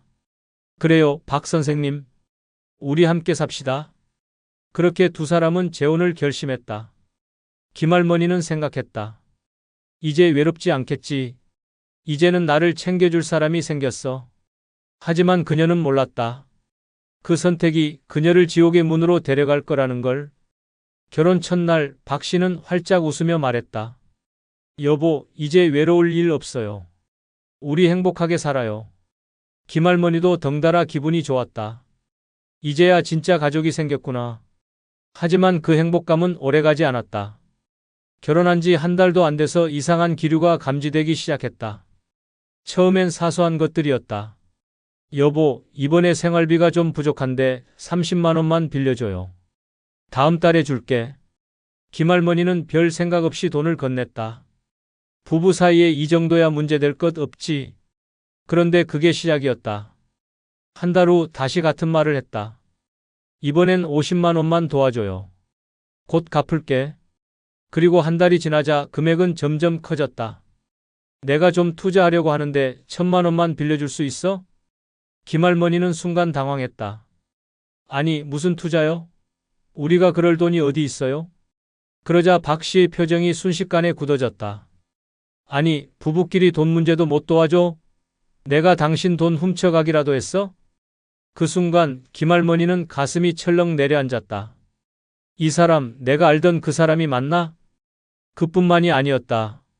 박 씨의 자식들까지 문제였다. 어느 날 박 씨의 아들이 찾아왔다. 아버지, 요즘 좀 힘들어요.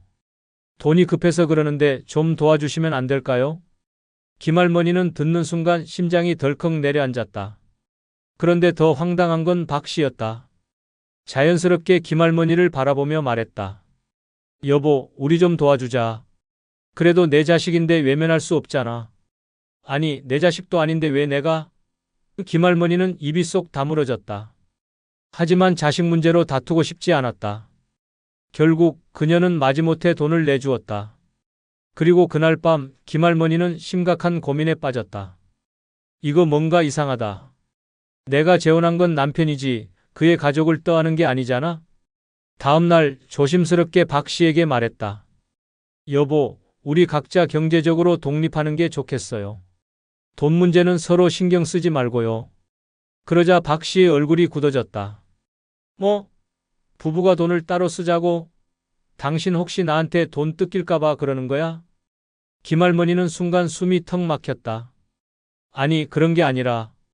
아니긴 뭐가 아니야. 내가 돈 보고 결혼했냐고?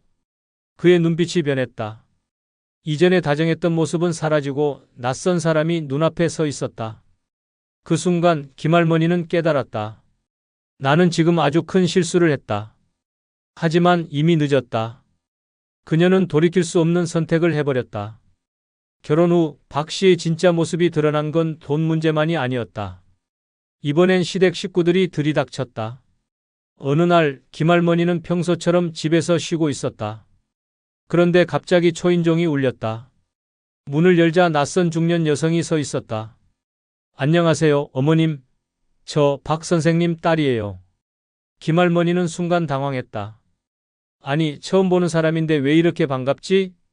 그녀가 들어오기도 전에 박 씨가 벌써 환하게 웃으며 손짓했다. 아이고, 우리 딸 왔어? 어서 와. 어머니랑 친하게 지내. 그리고 그날부터 김할머니의 집은 시댁들의 놀이터가 되었다. 시댁 밥상까지 차리게 하다. 박 씨의 딸은 자주 들렀다. 처음엔 가끔 오는가 싶더니 나중엔 주말마다 나타났다. 올 때마다 아버지 뭐 먹을 거 없어요? 하더니 김할머니가 밥을 차려주면 역시 어머님 손맛은 최고예요 라며 싹싹 긁어 먹었다. 문제는 그뿐이 아니었다. 박 씨의 아들도 손주들도 하나둘씩 등장했다. 어느 날 김할머니가 거실에 앉아 있는데 박 씨가 슬쩍 말을 꺼냈다. 여보, 이번 주말에 우리 아들 네 가족이 오기로 했어. 응? 갑자기? 애들도 바쁘니까 그럴 수도 있지. 손주들도 보고 싶다며. 그리고 주말이 되자 박 씨의 아들 부부, 손주들까지 총출동했다. 그들이 집에 오자마자 거실이 난장판이 됐다. 손주는 뛰어다니고 박 씨 아들은 소파에 드러누웠다. 그러더니 대뜸 말했다. 어머니, 아이들 좀 봐주세요. 저희는 잠깐 쉴게요. 김할머니는 속으로 생각했다. 잠깐 쉬는 거겠지? 하지만 그들은 밤까지 눌러앉았다. 저녁까지 얻어먹고 아이들은 방을 온통 어질러 놨다. 설거지는 김할머니 차지였다. 그날 밤 박 씨에게 조심스럽게 말했다. 여보, 우리도 이제 나이가 있는데 너무 북적거리는 건 힘들어. 그러자 박 씨가 발끈했다. 아니, 내 자식들 오는 게 뭐가 문제야? 문제가 아니라 우리도 편히 쉬고 싶잖아. 당신 혹시 내 가족 싫어하는 거야? 그런 게 아니라. 아니긴 뭐가 아니야. 난 당신 가족도 다 받아줬잖아. 김할머니는 순간 어이가 없었다. 받아주긴 뭘 받아줘? 내 가족은 단 한 번도 부른 적이 없는데. 그리고 그날 이후 박 씨의 가족들은 눈치도 없이 더 자주 찾아왔다. 김할머니는 깨달았다. 나는 이 집에서 주인이 아니라 그냥 시댁의 하녀가 된 거다. 이제 와서 그만두고 싶어도 이미 너무 깊숙이 얽혀버렸다. 김할머니의 삶은 점점 지옥이 되어가고 있었다. 김할머니는 시댁이 들락거리는 문제도 힘들었지만 더 큰 문제가 곧 터졌다. 어느 날 저녁 박 씨가 뜬금없이 말했다. 여보, 우리 집 문서를 공동명의로 바꾸는 게 어때? 김할머니는 순간 귀를 의심했다. 뭐라고? 이제 부부가 됐으니 집도 공동으로 하면 좋잖아. 그래야 서로 믿고 살지. 순간 김할머니의 머릿속에 경고음이 울렸다. 이제 와서 내 집을 공동명의로 하자고? 이 집은 김할머니가 남편과 함께 살던 곳으로 평생을 일하며 힘들게 마련한 곳이었다. 그런데 이제 와서 박 씨가 자기 이름을 올리겠다고? 여보, 이 집은 내 평생의 전 재산이에요. 공동명의는 좀 어렵겠어요. 그러자 박 씨가 얼굴을 구기더니 곧 불쾌한 표정을 지었다. 아니, 부부끼리 이 정도도 못해? 그게 아니라 이건 내 남편과 함께 지켜온 집이고 난 이걸 지키고 싶어요. 그러자 박 씨가 비웃듯 말했다. 그럼 나는 뭐야? 나는 당신 남편이 아니야? 그런 문제가 아니라. 아니긴 뭐가 아니야. 결국 당신은 나를 못 믿는 거네. 박 씨는 화를 내며 방문을 쾅 닫고 들어가 버렸다. 김할머니는 머리가 어지러웠다. 이 사람이 진짜 날 사랑한 게 맞았을까? 아니면 내 재산이 필요했던 걸까? 그날 이후 박 씨는 김할머니에게 은근히 눈치를 주기 시작했다. 부부 사이에 이 정도도 못 나누면 우리는 진짜 가족이 아닌 거지. 당신이 이렇게 나올 줄 몰랐네. 우리 부부 맞나? 점점 압박이 심해졌다. 그리고 어느 날 박 씨는 또 다른 패를 꺼냈다. 당신이 공동명의를 안 해주니까 내가 너무 자식들한테 미안하잖아. 무슨 말이에요? 내 자식들도 내가 여기 살면서 자기들 몫이 없어지는 거 아닌가 걱정하더라고. 부모가 자식을 위해 뭐라도 남겨줘야 하지 않겠어? 이제는 자식들까지 끌어들이는 건가? 김할머니는 머리가 터질 것 같았다. 그건 내 집인데 왜 당신 자식들 몫까지 신경 써야 하죠? 그러자 박 씨는 한숨을 푹 쉬며 말했다. 당신 진짜 너무하네. 난 당신 가족도 다 받아줬는데. 김할머니는 속이 뒤집힐 것 같았다. 도대체 내 가족이 뭘 받아줬다는 거야? 이제야 알 것 같았다. 박 씨는 처음부터 자기 편한 대로 살려고 했던 거다. 사랑? 위로? 그건 다 핑계였을 뿐이었다. 그리고 김할머니는 깨달았다. 이대로 가면 나는 결국 내 집까지 잃게 될 거야. 그녀는 선택해야 했다. 이 결혼을 유지할 것인가, 아니면 모든 걸 끊어낼 것인가. 그 순간 김할머니는 처음으로 이혼이라는 단어를 떠올렸다. 김할머니는 잠을 이루지 못했다. 이제 어떻게 해야 할까? 이대로 살다간 내 남은 인생이 완전히 망가질 거야. 남편 박 씨는 점점 더 노골적으로 집과 돈을 요구했다. 처음엔 공동명의를 원하더니 이제는 아예 집을 팔아서 작은 곳으로 가고 남는 돈은 나눠 갖자는 말까지 했다. 이제 우리 나이엔 큰 집 필요 없잖아. 집 팔아서 같이 노후를 편하게 살자고. 이제는 집까지 팔자고. 김할머니는 소름이 돋았다. 이 사람 처음부터 내 재산을 노리고 있었던 걸까? 그러나 김할머니가 단호하게 거절하자 박 씨의 태도는 완전히 바뀌었다. 더 이상 다정한 말도 없었다. 오히려 무시하고 화를 내고 심지어 폭언까지 하기 시작했다. 당신 진짜 너무한 여자야. 이렇게 각박하게 살 거면 뭐하러 결혼했어? 돈밖에 모르는 사람이네. 나 같으면 부부를 이렇게 안 대한다. 그리고 결정적인 일이 벌어졌다.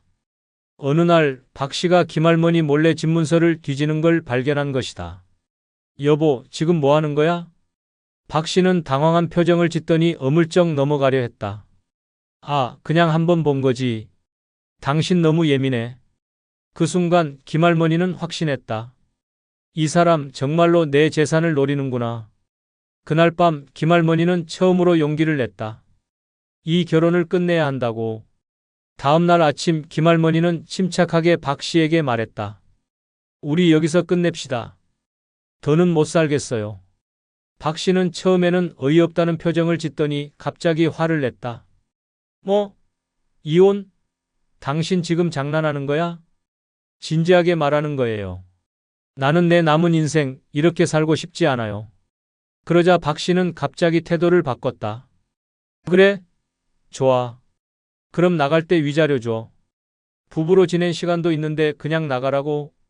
김할머니는 어이가 없었다. 위자료는 내가 받아야겠지. 내가 당신한테 돈 쓴 게 얼만데? 그러자 박 씨는 웃으며 말했다. 그럼 법대로 하든가. 근데 당신 이혼하면 뭐 할 건데? 늙어서 혼자 살 자신 있어? 그 순간 김할머니는 깨달았다. 박 씨가 처음부터 노렸던 건 내 돈이었고 이제 와서 발목을 잡으려 한다는 걸. 하지만 그녀는 흔들리지 않았다. 혼자 살 자신 있어요. 차라리 혼자가 100배 낫겠네요. 그렇게 김할머니는 재산을 지키기 위해 그리고 자신의 남은 삶을 위해 이혼 소송을 걸었다. 이혼 과정은 쉽지 않았다. 박 씨는 끝까지 돈을 요구했고 재산을 나누자고 우겼다. 하지만 김할머니는 단호했다. 결국 몇 개월간의 법정 다툼 끝에 김할머니는 집도 돈도 지켜냈다. 이혼 후 그녀는 처음으로 자유를 느꼈다. 더 이상 눈치 볼 필요도 돈을 빼앗길 걱정도 없었다. 결혼했다고 외롭지 않은 게 아니었다. 오히려 잘못된 결혼이 더 큰 지옥을 만든다. 그녀는 깨달았다. 혼자 사는 게 무서운 게 아니었다.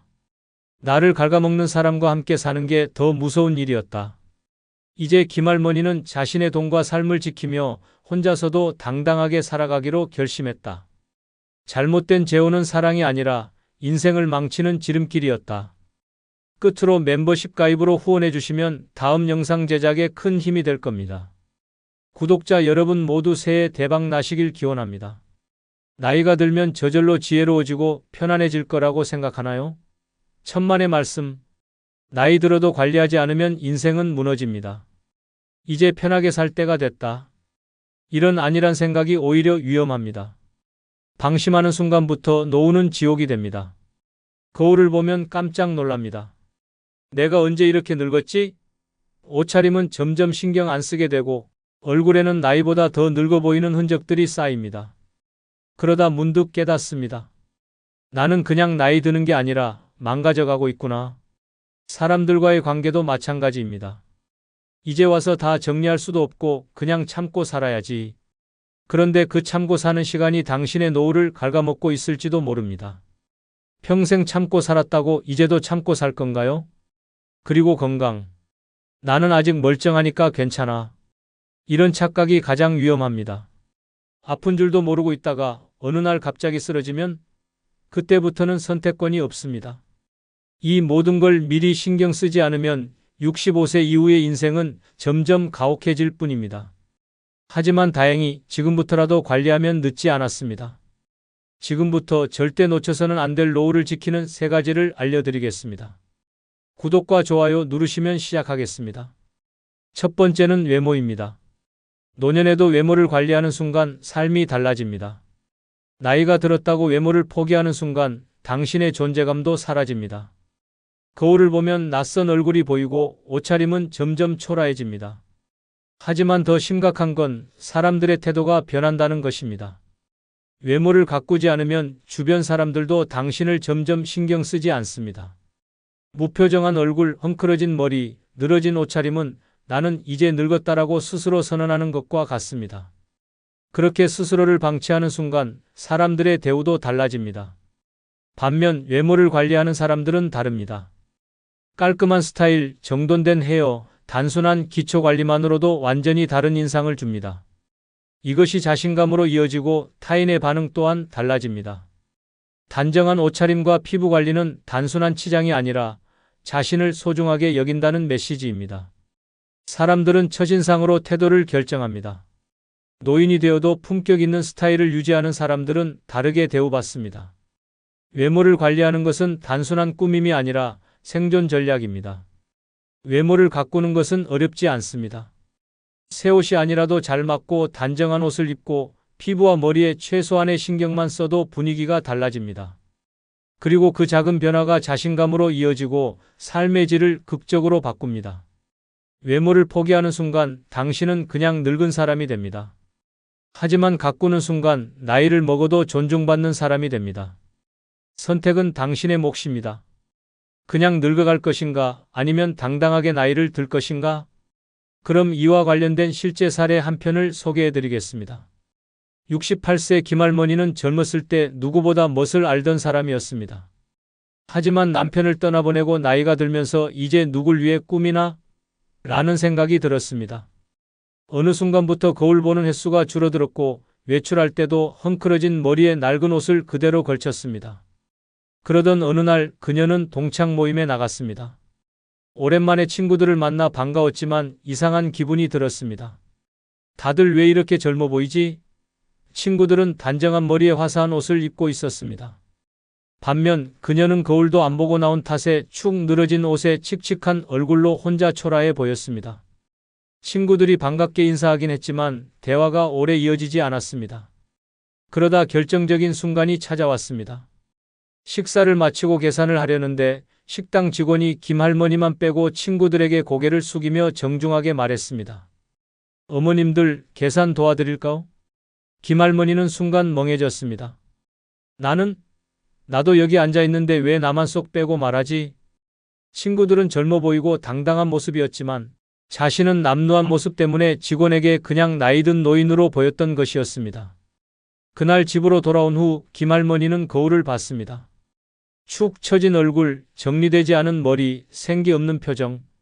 내가 이렇게까지 늙어 보였나? 그제야 깨달았습니다.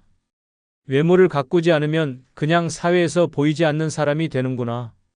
그녀는 다음 날부터 달라졌습니다.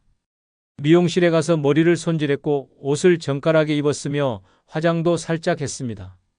그리고 다시 친구들을 만났을 때 직원의 태도는 완전히 달라졌습니다. 어머님, 이쪽 자리로 안내해 드릴게요. 김할머니는 속으로 생각했습니다. 결국 외모가 나를 대하는 세상의 태도를 결정하는구나.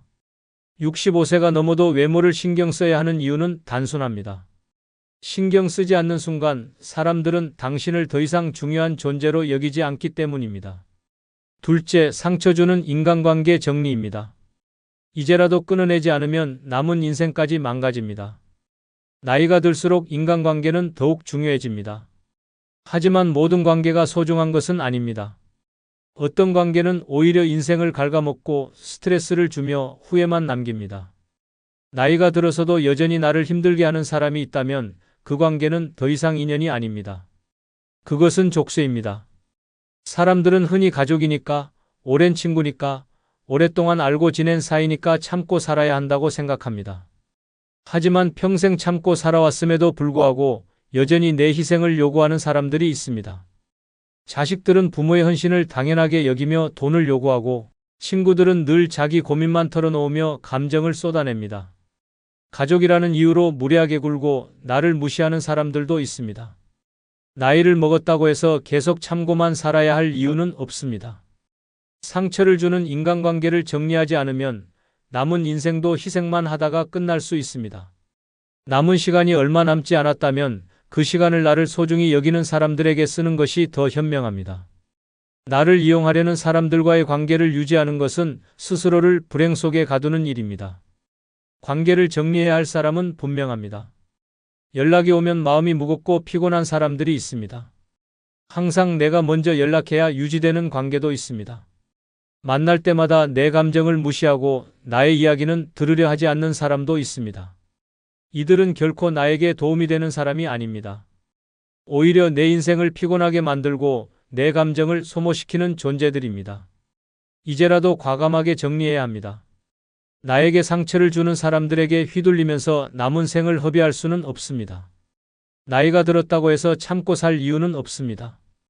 이제는 내가 중심이 되어야 하고 내가 원하는 방식으로 살아야 합니다. 내가 원하는 관계를 선택하고 나를 존중하는 사람들과만 함께해야 합니다. 상처 주는 인간관계를 끊는 순간 삶이 훨씬 가벼워집니다. 나를 소중히 하는 사람들과 함께하는 시간이 많아질수록 노후는 더욱 행복해집니다. 더 이상 어쩔 수 없다는 이유로 스스로를 희생하지 않아야 합니다. 상처를 주는 인간관계는 이제 단호하게 정리해야 합니다. 그럼 이와 관련된 실제 사례 한 편을 소개해 드리겠습니다. 70세 김할머니는 늘 친구는 평생 가는 인연이다라고 믿었습니다. 젊을 때부터 친구들에게 베푸는 걸 당연하게 여겼고 누군가 어려운 일이 생기면 가장 먼저 달려가는 사람이었습니다. 친구들이 돈이 필요하다고 하면 빌려주고 몸이 아프다고 하면 직접 찾아가 돌봐주었습니다. 하지만 세월이 흐르고 김할머니도 점점 나이가 들었습니다. 어느 날 건강이 악화되어 병원에 입원하게 되었습니다. 그때 김할머니는 믿었던 친구들이 단 한 명도 찾아오지 않았다는 사실을 깨닫게 되었습니다. 한 친구에게 전화를 걸었습니다. 나 병원에 입원했어. 시간 되면 한번 와줄 수 있을까? 하지만 돌아온 대답은 차가웠습니다. 아이고, 요즘 나도 바빠서 힘들어. 얼른 회복하고 밥이나 같이 먹자. 김할머니는 아무 말도 하지 못했습니다. 평생 친구들을 위해 희생했지만 정작 자신이 필요할 때는 아무도 남아있지 않았습니다. 그 후 퇴원하고 나서 다시 연락이 왔습니다. 김 여사, 요즘 뭐해? 나 좀 급한 일 있는데 돈 좀 빌려줄 수 있어? 그 순간 김할머니는 깨달았습니다. 이 관계는 친구가 아니라 단순한 이용 관계였다는 것을. 그동안 그녀는 오래된 친구이니까, 가족 같은 사이니까라고 생각하며 참고 살아왔습니다. 하지만 결국 친구라고 해서 다 남겨야 하는 관계는 아니라는 사실을 늦게 깨달았습니다. 상처 주는 인간관계를 끊지 않으면 남은 인생도 희생만 하다가 끝납니다. 당신을 진심으로 아끼고 힘들 때 함께하는 사람들만 남기십시오. 김할머니는 너무 늦게 깨달았습니다. 하지만 당신은 아직 늦지 않았습니다. 지금이라도 당신을 이용하는 관계는 정리해야 합니다. 그렇지 않으면 김할머니의 미래가 곧 당신의 미래가 될 수도 있습니다. 셋째, 정기 건강검진입니다. 병은 기다려주지 않습니다. 건강이 무너지면 모든 것이 끝입니다. 돈이 있어도 가족이 있어도 몸이 아프면 아무 소용이 없습니다. 하지만 많은 사람들이 착각합니다. 나는 아직 멀쩡하다. 몸이 아프지 않으니까 괜찮다. 그렇게 방심하는 순간 병은 조용히 몸속에서 자리를 잡고 있습니다. 사람들은 건강을 잃고 나서야 후회합니다. 그때 건강검진만 받았어도 이렇게까지 되진 않았을 텐데 하지만 후회해도 늦습니다. 건강검진을 받지 않으면 몸 안에서 벌어지는 위험을 절대 알 수 없습니다. 겉으로는 멀쩡해 보여도 몸속에서는 조용히 병이 자라고 있을 수도 있습니다. 건강검진을 미루는 사람들은 대부분 같은 말을 합니다. 나는 지금 아무 이상 없어. 하지만 몸은 갑자기 무너지지 않습니다. 어느 날 갑자기 심장이 멈추는 것도 쓰러지는 것도 모두 몸속에서 오래전부터 준비된 일입니다. 건강검진을 받지 않으면 병원에 가는 날은 단 한 번뿐입니다. 바로 응급실에 실려가는 날입니다. 병은 기다려주지 않습니다. 조기에 발견하면 간단한 치료로 끝날 일을 방치하면 인생 전체가 흔들립니다. 주변을 보면 건강검진을 받지 않고 버티다가 어느 날 갑자기 쓰러져서 병원 신세를 지는 사람들이 많습니다. 병원비는 상상을 초월하고 회복도 쉽지 않습니다. 걷는 것조차 어려워지고 남은 생을 병원 침대에서 보내야 할 수도 있습니다. 정기 건강검진은 단순한 검사 이상의 의미가 있습니다. 그것은 미래를 지키는 보험이며 건강을 유지하는 필수적인 행동입니다. 아프지 않을 때 건강검진을 받아야 합니다. 아플 때 가는 병원은 이미 늦은 병원입니다. 건강검진을 미루지 마십시오. 괜찮겠지라는 생각이 당신을 위험에 빠뜨립니다. 지금 당장 건강을 확인하고 조기에 관리하십시오. 몸을 지키는 것이 곧 인생을 지키는 길입니다. 건강이 무너지면 모든 것이 끝입니다. 돈이 있어도 가족이 있어도 몸이 아프면 아무 소용이 없습니다. 하지만 많은 사람들이 착각합니다. 나는 아직 멀쩡하다. 몸이 아프지 않으니까 괜찮다. 그렇게 방심하는 순간 병은 조용히 몸속에서 자리를 잡고 있습니다. 사람들은 건강을 잃고 나서야 후회합니다.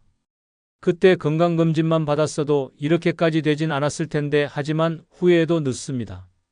건강검진을 받지 않으면 몸 안에서 벌어지는 위험을 절대 알 수 없습니다. 겉으로는 멀쩡해 보여도 몸속에서는 조용히 병이 자라고 있을 수도 있습니다. 건강검진을 미루는 사람들은 대부분 같은 말을 합니다. 나는 지금 아무 이상 없어. 하지만 몸은 갑자기 무너지지 않습니다. 어느 날 갑자기 심장이 멈추는 것도 쓰러지는 것도 모두 몸속에서 오래전부터 준비된 일입니다. 건강검진을 받지 않으면 병원에 가는 날은 단 한 번뿐입니다. 바로 응급실에 실려가는 날입니다. 병은 기다려주지 않습니다. 조기에 발견하면 간단한 치료로 끝날 일을 방치하면 인생 전체가 흔들립니다. 주변을 보면 건강검진을 받지 않고 버티다가 어느 날 갑자기 쓰러져서 병원 신세를 지는 사람들이 많습니다. 병원비는 상상을 초월하고 회복도 쉽지 않습니다. 걷는 것조차 어려워지고 남은 생을 병원 침대에서 보내야 할 수도 있습니다. 정기 건강검진은 단순한 검사 이상의 의미가 있습니다. 그것은 미래를 지키는 보험이며 건강을 유지하는 필수적인 행동입니다. 아프지 않을 때 건강검진을 받아야 합니다. 아플 때 가는 병원은 이미 늦은 병원입니다. 건강검진을 미루지 마십시오. 괜찮겠지라는 생각이 당신을 위험에 빠뜨립니다. 귀찮지만 미리 정기적으로 받는 건강검진이 나중에 건강검진을 받지 않아 아플 경우 받게 될 육체적 고통이 수백만 배 더 아픕니다. 지금 당장 건강을 확인하고 조기에 관리하십시오. 몸을 지키는 것이 곧 인생을 지키는 길입니다. 그럼 이와 관련된 실제 사례 한 편을 소개하겠습니다. 72세 박 할아버지는 평생 건강하다는 말을 들어왔습니다. 젊을 때부터 감기 한 번 걸리지 않았고 특별히 아픈 곳도 없었습니다. 그래서 건강검진은 나와 상관없는 일이라며 한 번도 제대로 받아본 적이 없었습니다. 가족들이 검진을 받으라고 할 때마다 대답은 같았습니다. 괜찮아. 아직 멀쩡한데 뭘. 몸에 이상 있으면 내가 먼저 알지. 병원 갈 필요 없어. 하지만 몸은 조용히 망가지고 있었습니다. 어쩌다 피곤한 날이 많아지고 가끔 속이 불편했지만 나이 들면 원래 이런 거지라며 대수롭지 않게 넘겼습니다. 그러던 어느 날 갑자기 배가 심하게 아팠습니다. 처음에는 소화불량인 줄 알았지만 시간이 지나도 통증이 가시지 않았습니다. 결국 참다 못해 병원에 갔고 검사 결과를 듣는 순간 온몸이 얼어붙었습니다. 위암입니다. 이미 많이 진행됐습니다. 순간 머리가 하얘졌습니다. 설마 내가? 의사는 말했습니다. 정기 건강검진을 받았더라면 조기에 발견할 수 있었을 겁니다. 이 정도로 진행된 상태면 수술도 쉽지 않습니다. 그제야 박 할아버지는 깨달았습니다. 괜찮을 거라고만 생각했는데 내 몸속에서는 병이 자라고 있었구나. 수술과 항암 치료가 시작되었지만 이미 늦었습니다. 몸은 빠르게 쇠약해졌고 예전처럼 걸을 수도 식사를 할 수도 없었습니다. 병원 침대에 누워있는 시간이 늘어났습니다. 그제야 후회가 밀려왔습니다. 그때 검진만 받았더라면 하지만 후회해도 이미 돌이킬 수 없었습니다. 건강검진? 다음에 받으면 되지. 이렇게 생각하는 순간 당신도 같은 길을 걸을 수 있습니다. 건강은 예고 없이 무너집니다. 아프고 나서야 병원을 찾으면 늦습니다. 그때는 돈도 수억 깨집니다. 병원은 몸이 아파서 가는 곳이 아니라 아프기 전에 가야 하는 곳입니다. 정기 건강검진을 미루지 마십시오. 당신이 아무렇지 않다고 느끼는 그 순간에도 몸속에서는 병이 조용히 자라고 있을지도 모릅니다. 나이가 들면 자연스럽게 모든 것이 무너진다고 생각하는 사람들이 많습니다. 하지만 사실은 그렇지 않습니다. 무너지는 것이 아니라 신경 쓰지 않아서 망가지는 것입니다. 처음에는 작은 변화입니다. 사람들의 태도가 달라지고 대우가 달라집니다. 존재감이 점점 흐려지고 어느 순간 세상이 나를 투명인간처럼 대하기 시작합니다. 주변에서 늘 함께했던 사람들도 하나둘 멀어지고 결국 혼자 남게 됩니다. 하지만 그때는 이미 늦었습니다. 더 이상 중심에 서지 못하는 순간 나는 나 자신을 돌보지 않게 됩니다. 나를 소중하게 여기지 않으면 세상도 나를 소중하게 생각하지 않습니다. 그렇게 스스로를 방치하다 보면 어느 날 갑자기 모든 것이 무너져 버립니다.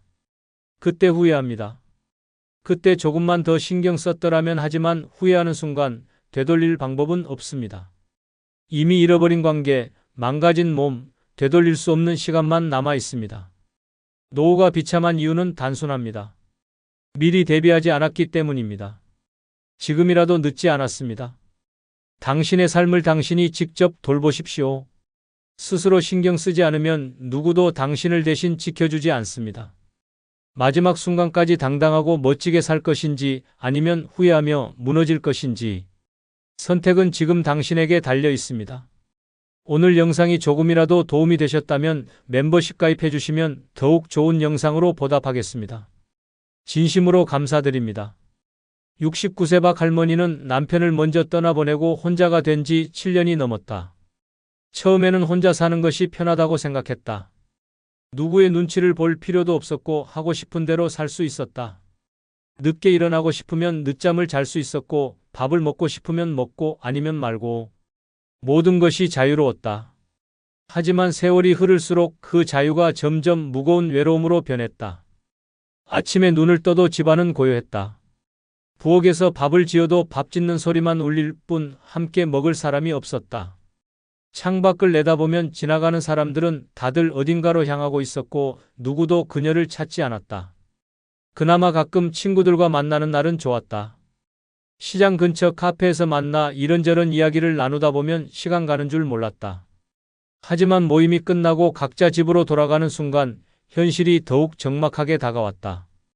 나도 누군가와 함께하는 삶을 살고 싶다. 그 생각이 머릿속을 떠나지 않았다. 그러던 어느 날 친구와 점심을 먹던 중 지인이 뜻밖의 제안을 했다. 박 여사, 좋은 사람 한 명 있는데 한번 만나볼래? 박 할머니는 순간 당황했다. 아이고, 이 나이에 무슨 소개야. 하지만 지인은 진지한 얼굴로 말했다. 그 사람도 혼자야. 몇 년 전에 아내를 떠나보내고 쓸쓸하게 지내고 있어. 사람 마음이라는 게 혼자서는 채워지지 않는 법이야. 그냥 밥 한 끼 먹는다고 생각하고 한번 만나봐. 박 할머니는 선뜻 대답하지 못했다. 정말 괜찮을까? 한편으로는 설렘이 있었지만 또 한편으로는 두려움도 컸다. 남편을 떠나보낸 후로 다른 사람과 다시 인연을 맺을 생각을 해본 적이 없었기 때문이다.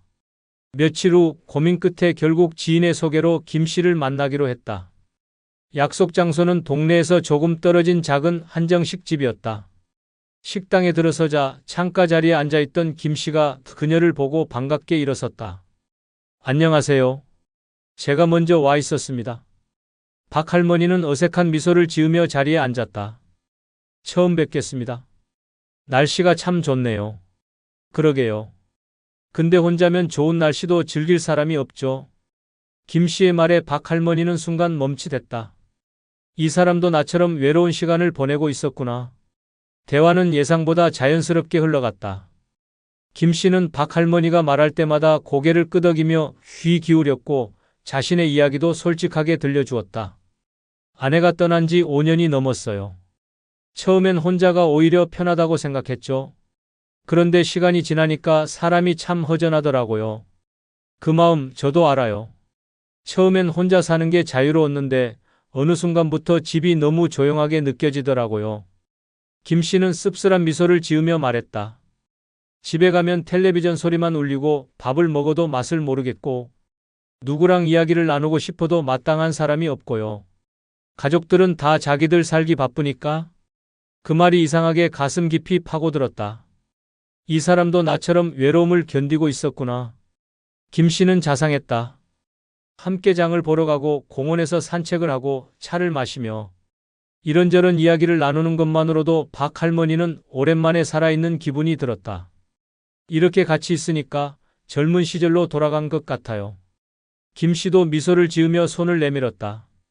이제 혼자 살 필요 없어요. 우리 남은 인생 서로 기대면서 살면 어떨까요? 그 순간 박 할머니는 흔들렸다. 이 사람과 함께라면 남은 인생이 외롭지 않겠지. 그리고 결국 그녀는 결심했다. 그래요, 우리 함께 삽시다. 그렇게 두 사람은 재혼을 했다. 박 할머니는 행복했다. 이제는 혼자가 아니었다. 따뜻한 밥을 함께 먹을 사람이 있었고 아침에 눈을 뜨면 반갑게 인사해 줄 사람이 있었다. 결혼 후 박 할머니는 오랜만에 따뜻한 일상을 되찾았다. 혼자 먹던 밥상이 이제는 두 사람의 온기로 가득했고 아침마다 나누는 짧은 대화도 그녀의 하루를 기분 좋게 만들었다. 김 씨는 다정한 사람이었다. 작은 일에도 고맙다고 말했고 손을 꼭 잡아주며 이 나이에 이렇게 함께할 사람이 있다는 게 얼마나 큰 복인지 모른다고 했다. 두 사람은 마치 젊은 연인처럼 지냈다. 날이 좋으면 근처 공원으로 나가 함께 걸었다. 걸을 때마다 김 씨는 자연스럽게 박 할머니의 손을 잡았다. 처음엔 어색했지만 손을 꼭 맞잡고 걷는 그 감촉이 따뜻하고 편안하게 느껴졌다. 이렇게 손을 잡고 걸으니 마음이 편안하네요. 우리 나이쯤 되면 누가 손잡아줄 사람도 없잖아요. 이렇게 함께 있는 것만으로도 고맙지 않아요? 박 할머니는 가만히 고개를 끄덕였다. 누군가의 체온을 느낀다는 것이 이렇게 큰 안정감을 주는지 몰랐다. 시장에서 장을 볼 때도 두 사람은 즐거웠다. 서로 먹고 싶은 음식을 골라 장바구니에 담고 계산할 때는 서로 먼저 내겠다고 실랑이를 벌이기도 했다. 이거 내가 낼게요. 아니, 지난번에도 내가 냈잖아요. 이번엔 내가 내요. 그러면서도 웃으며 서로 양보하는 모습이 자연스러웠다. 김 씨는 가끔 몰래 그녀가 좋아하는 찹쌀 도넛을 사서 주머니에 넣어두었다가 박 할머니에게 건넸다. 이거 당신 좋아하는 거잖아. 당신이 맛있게 먹는 거 보면 나도 기분 좋아요. 박 할머니는 도넛을 받아들고 미소 지었다. 이런 사소한 배려가 오랜만에 느껴보는 설렘처럼 다가왔다. 저녁이면 둘은 나란히 앉아 TV를 보며 이야기를 나눴다. 드라마 속 주인공들이 싸우거나 감동적인 장면이 나오면 함께 웃고 때로는 눈시울이 붉어지기도 했다. 저 남자는 왜 저렇게 답답할까요? 그러게 내가 다 속이 터지네. 그러다 문득 김 씨가 다정하게 그녀의 어깨를 감싸며 말했다. 당신이랑 이렇게 나란히 앉아서 TV를 보니 참 좋아요. 그냥 마음이 편하네. 박 할머니는 조용히 김 씨의 손을 잡았다. 따뜻한 온기가 전해졌다. 나도 그래요. 인생의 마지막을 이렇게 누군가와 함께 할 수 있다는 것만으로도 감사했다. 혼자서 보내야 했던 긴 시간들이 이제는 더 이상 두렵지 않았다. 앞으로도 이렇게 서로를 의지하며 살 수 있겠지. 속았다는 배신감, 끝없는 병수발의 굴레. 김 씨가 처음 기침을 하기 시작했을 때 박 할머니는 대수롭지 않게 생각했다. 나이가 들면 기관지가 약해질 수도 있고 단순한 감기일 거라고 넘겼다. 하지만 기침은 점점 깊어졌고 밤마다 김 씨가 헐떡이며 잠에서 깨는 일이 많아졌다. 침대 옆에서 그의 거친 숨소리를 들을 때마다 박 할머니는 불안감에 휩싸였다. 병원에 가봐야 하는 거 아니야? 아니야, 괜찮아. 그냥 피곤해서 그래. 김 씨는 손사래를 쳤다. 하지만 그럴수록 박 할머니는 이상한 기분이 들었다. 도대체 왜 저렇게까지 병원 가기를 꺼리는 걸까? 그러던 어느 날 김 씨가 손수건으로 입을 가리고 기침을 한 뒤 손수건을 펼치는 순간 박 할머니는 얼어붙었다. 붉은 피가 손수건을 물들고 있었다. 그제야 김 씨도 얼굴이 굳어졌다. 이제는 가야 해. 박 할머니는 단호했다. 김 씨를 거의 끌다시피 병원으로 데리고 갔다. 의사는 여러 가지 검사를 진행하며 심각한 얼굴을 했다. 검사가 끝날 때까지 몇 시간 동안 의자에 앉아 기다리는 동안 박 할머니는 손을 꼭 쥐었다. 설마 큰 병은 아니겠지. 하지만 한편으로는 이유 모를 불안감이 가슴 깊숙이 차올랐다. 그리고 그 불안은 현실이 되었다. 폐암입니다. 이미 진행 단계라 치료가 쉽지 않을 겁니다. 순간 주변의 소리가 사라졌다. 뭐라고요? 의사의 말이 선명하게 들렸지만 믿을 수 없었다. 말도 안 돼. 이렇게까지 진행될 때까지 몰랐다고요?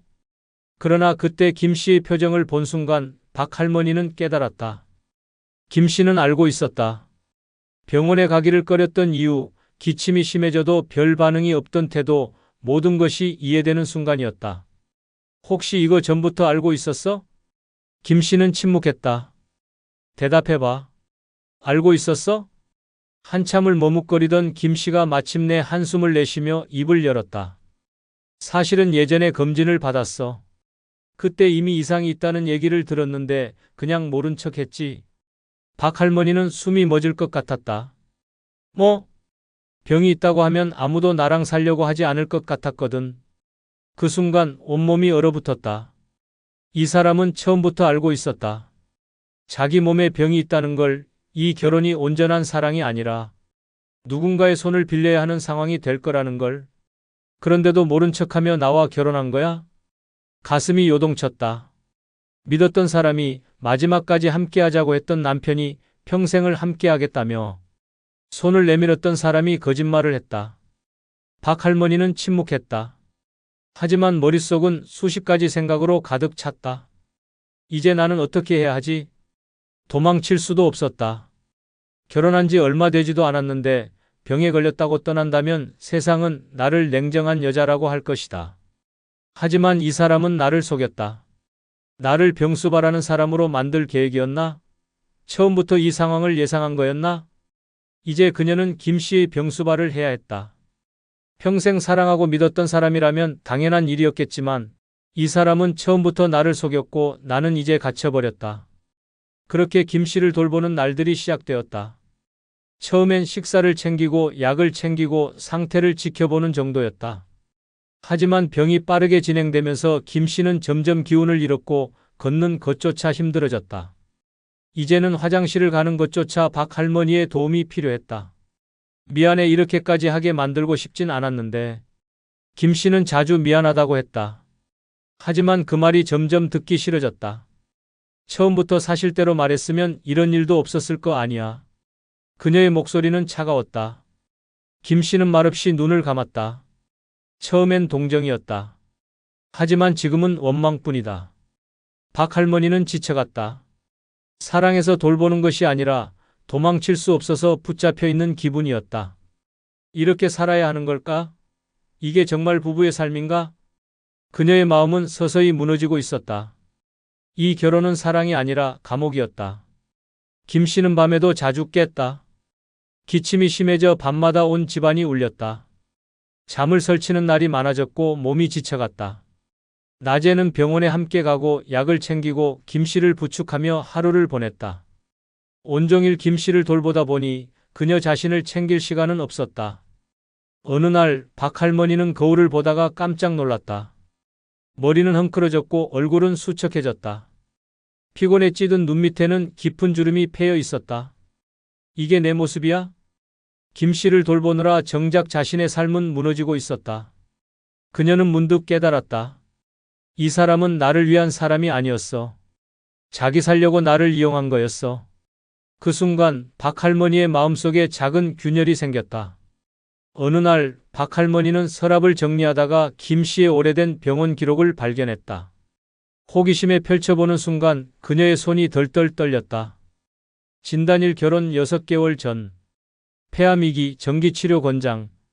그 순간 모든 것이 연결되었다. 이 사람 알고 있었잖아. 처음부터 다 알고 있었어.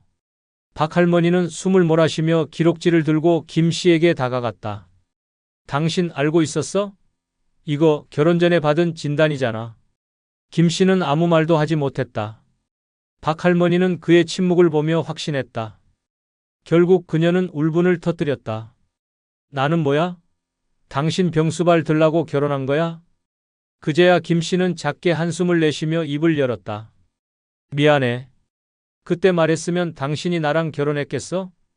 그 말이 끝나는 순간 박 할머니의 속에서 무언가 확 끊어졌다. 이 사람은 처음부터 나를 사랑한 게 아니라 자기 살 길을 찾으려고 나를 이용한 거였어. 박 할머니는 밤새 잠을 이루지 못했다. 거실 소파에 앉아 멍하니 창밖을 바라보았다. 김 씨가 깊이 잠든 방 안에서는 간간히 기침 소리가 들려왔다. 그 소리를 들을 때마다 마음이 복잡해졌다. 어떻게 해야 하지? 이대로 계속 살아야 하나? 결혼 전 김 씨는 그녀에게 평생을 함께하자고 약속했다.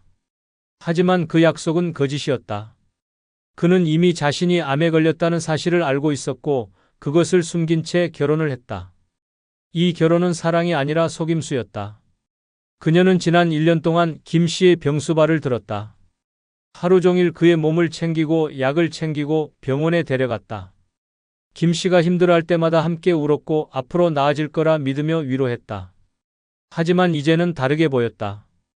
이건 부부로서의 헌신이 아니라 나 혼자 희생하는 삶이야. 박 할머니는 주위를 둘러보았다. 거실에는 정리되지 않은 빨래가 쌓여 있었고 거울 속 그녀의 얼굴은 한눈에 봐도 피로와 스트레스로 가득 차 있었다. 거칠어진 피부, 깊어진 주름, 초췌한 표정. 이게 정말 내가 원했던 삶일까? 그녀는 김 씨를 사랑했었다. 하지만 사랑이라는 이유로 자신의 삶을 희생해야 할 이유는 없었다. 이 사람은 나를 속였고 그 대가를 내가 치르고 있었다. 그녀는 결심했다. 더 이상 이대로 살 수 없었다. 김 씨의 병을 걱정하기 전에 이제는 자신의 삶을 지켜야 했다. 다음 날 아침 김 씨가 힘겹게 몸을 일으키며 물었다. 어제 어디 갔었어? 밤에 안 보이길래. 박 할머니는 조용히 그를 바라보았다. 이제까지와는 다른 눈빛이었다. 당신과 할 얘기가 있어. 김 씨는 그녀의 표정을 보고 순간 불안해하는 기색이 역력했다. 왜 그래? 무슨 일인데? 박 할머니는 차분하게 입을 열었다. 우리 이혼해. 김 씨는 순간 말을 잃었다. 기침을 하려다 멈추고 믿을 수 없다는 듯이 그녀를 바라보았다. 뭐라고? 이제 더 이상은 못하겠어. 당신을 미워하는 건 아니야.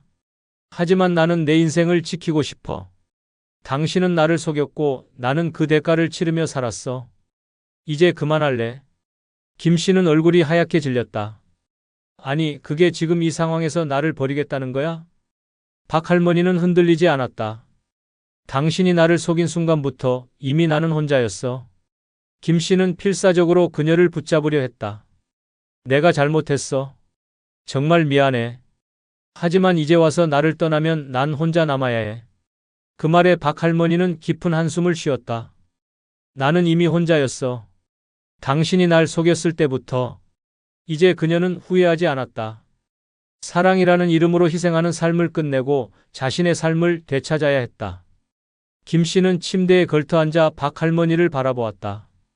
그의 얼굴에는 당혹감과 불안함이 가득했다. 지금 농담하는 거지?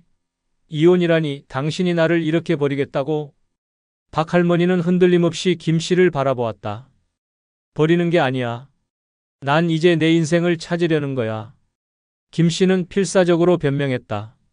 내가 처음부터 병을 숨긴 건 잘못했어. 하지만 난 당신을 사랑했어. 나 혼자 죽어가는 게 무서웠어. 당신이 곁에 있어 주길 바랐어. 그 말을 듣는 순간 박 할머니는 헛웃음을 터뜨렸다. 그래, 당신은 나를 사랑했겠지. 하지만 그 사랑 안에는 거짓이 있었어. 당신은 나를 속였고 나는 그 대가로 당신의 병수발을 들어야 했어. 그게 부부라고 생각해? 김 씨는 아무 말도 하지 못했다. 난 이제 깨달았어. 이건 사랑이 아니라 내 인생을 갉아먹는 희생이었어. 김 씨는 마지막으로 애원했다. 나 혼자 남으면 어떡하라고 제발 가지 마. 박 할머니는 더 이상 흔들리지 않았다. 이제 내 인생을 살고 싶어. 난 더 이상 누구의 희생양이 되고 싶지 않아. 그녀는 이미 마음을 정리한 상태였다. 더 이상 동정도 미련도 없었다. 그녀는 이 집을 떠나기로 했다. 짐을 싸는 동안 김 씨는 계속 그녀를 붙잡으려 했다. 하지만 박 할머니는 단호했다. 그녀는 작은 가방 하나만 들고 문 앞에 섰다. 잘 있어. 당신도 남은 시간 이제라도 솔직하게 살아. 그리고 문을 열었다. 밖으로 나서자 신선한 공기가 얼굴을 스쳤다. 밤마다 병간호로 지쳐있던 몸이 순간 가벼워지는 기분이었다. 그녀는 다시는 뒤돌아보지 않았다. 집을 떠나는 순간 그녀는 깨달았다. 사랑이란 서로를 속이며 묶어두는 것이 아니라 함께 있어도 자유로운 것이어야 했다. 이제 그녀는 자유였다. 그리고 앞으로 남은 인생 누구에게도 휘둘리지 않을 것이었다.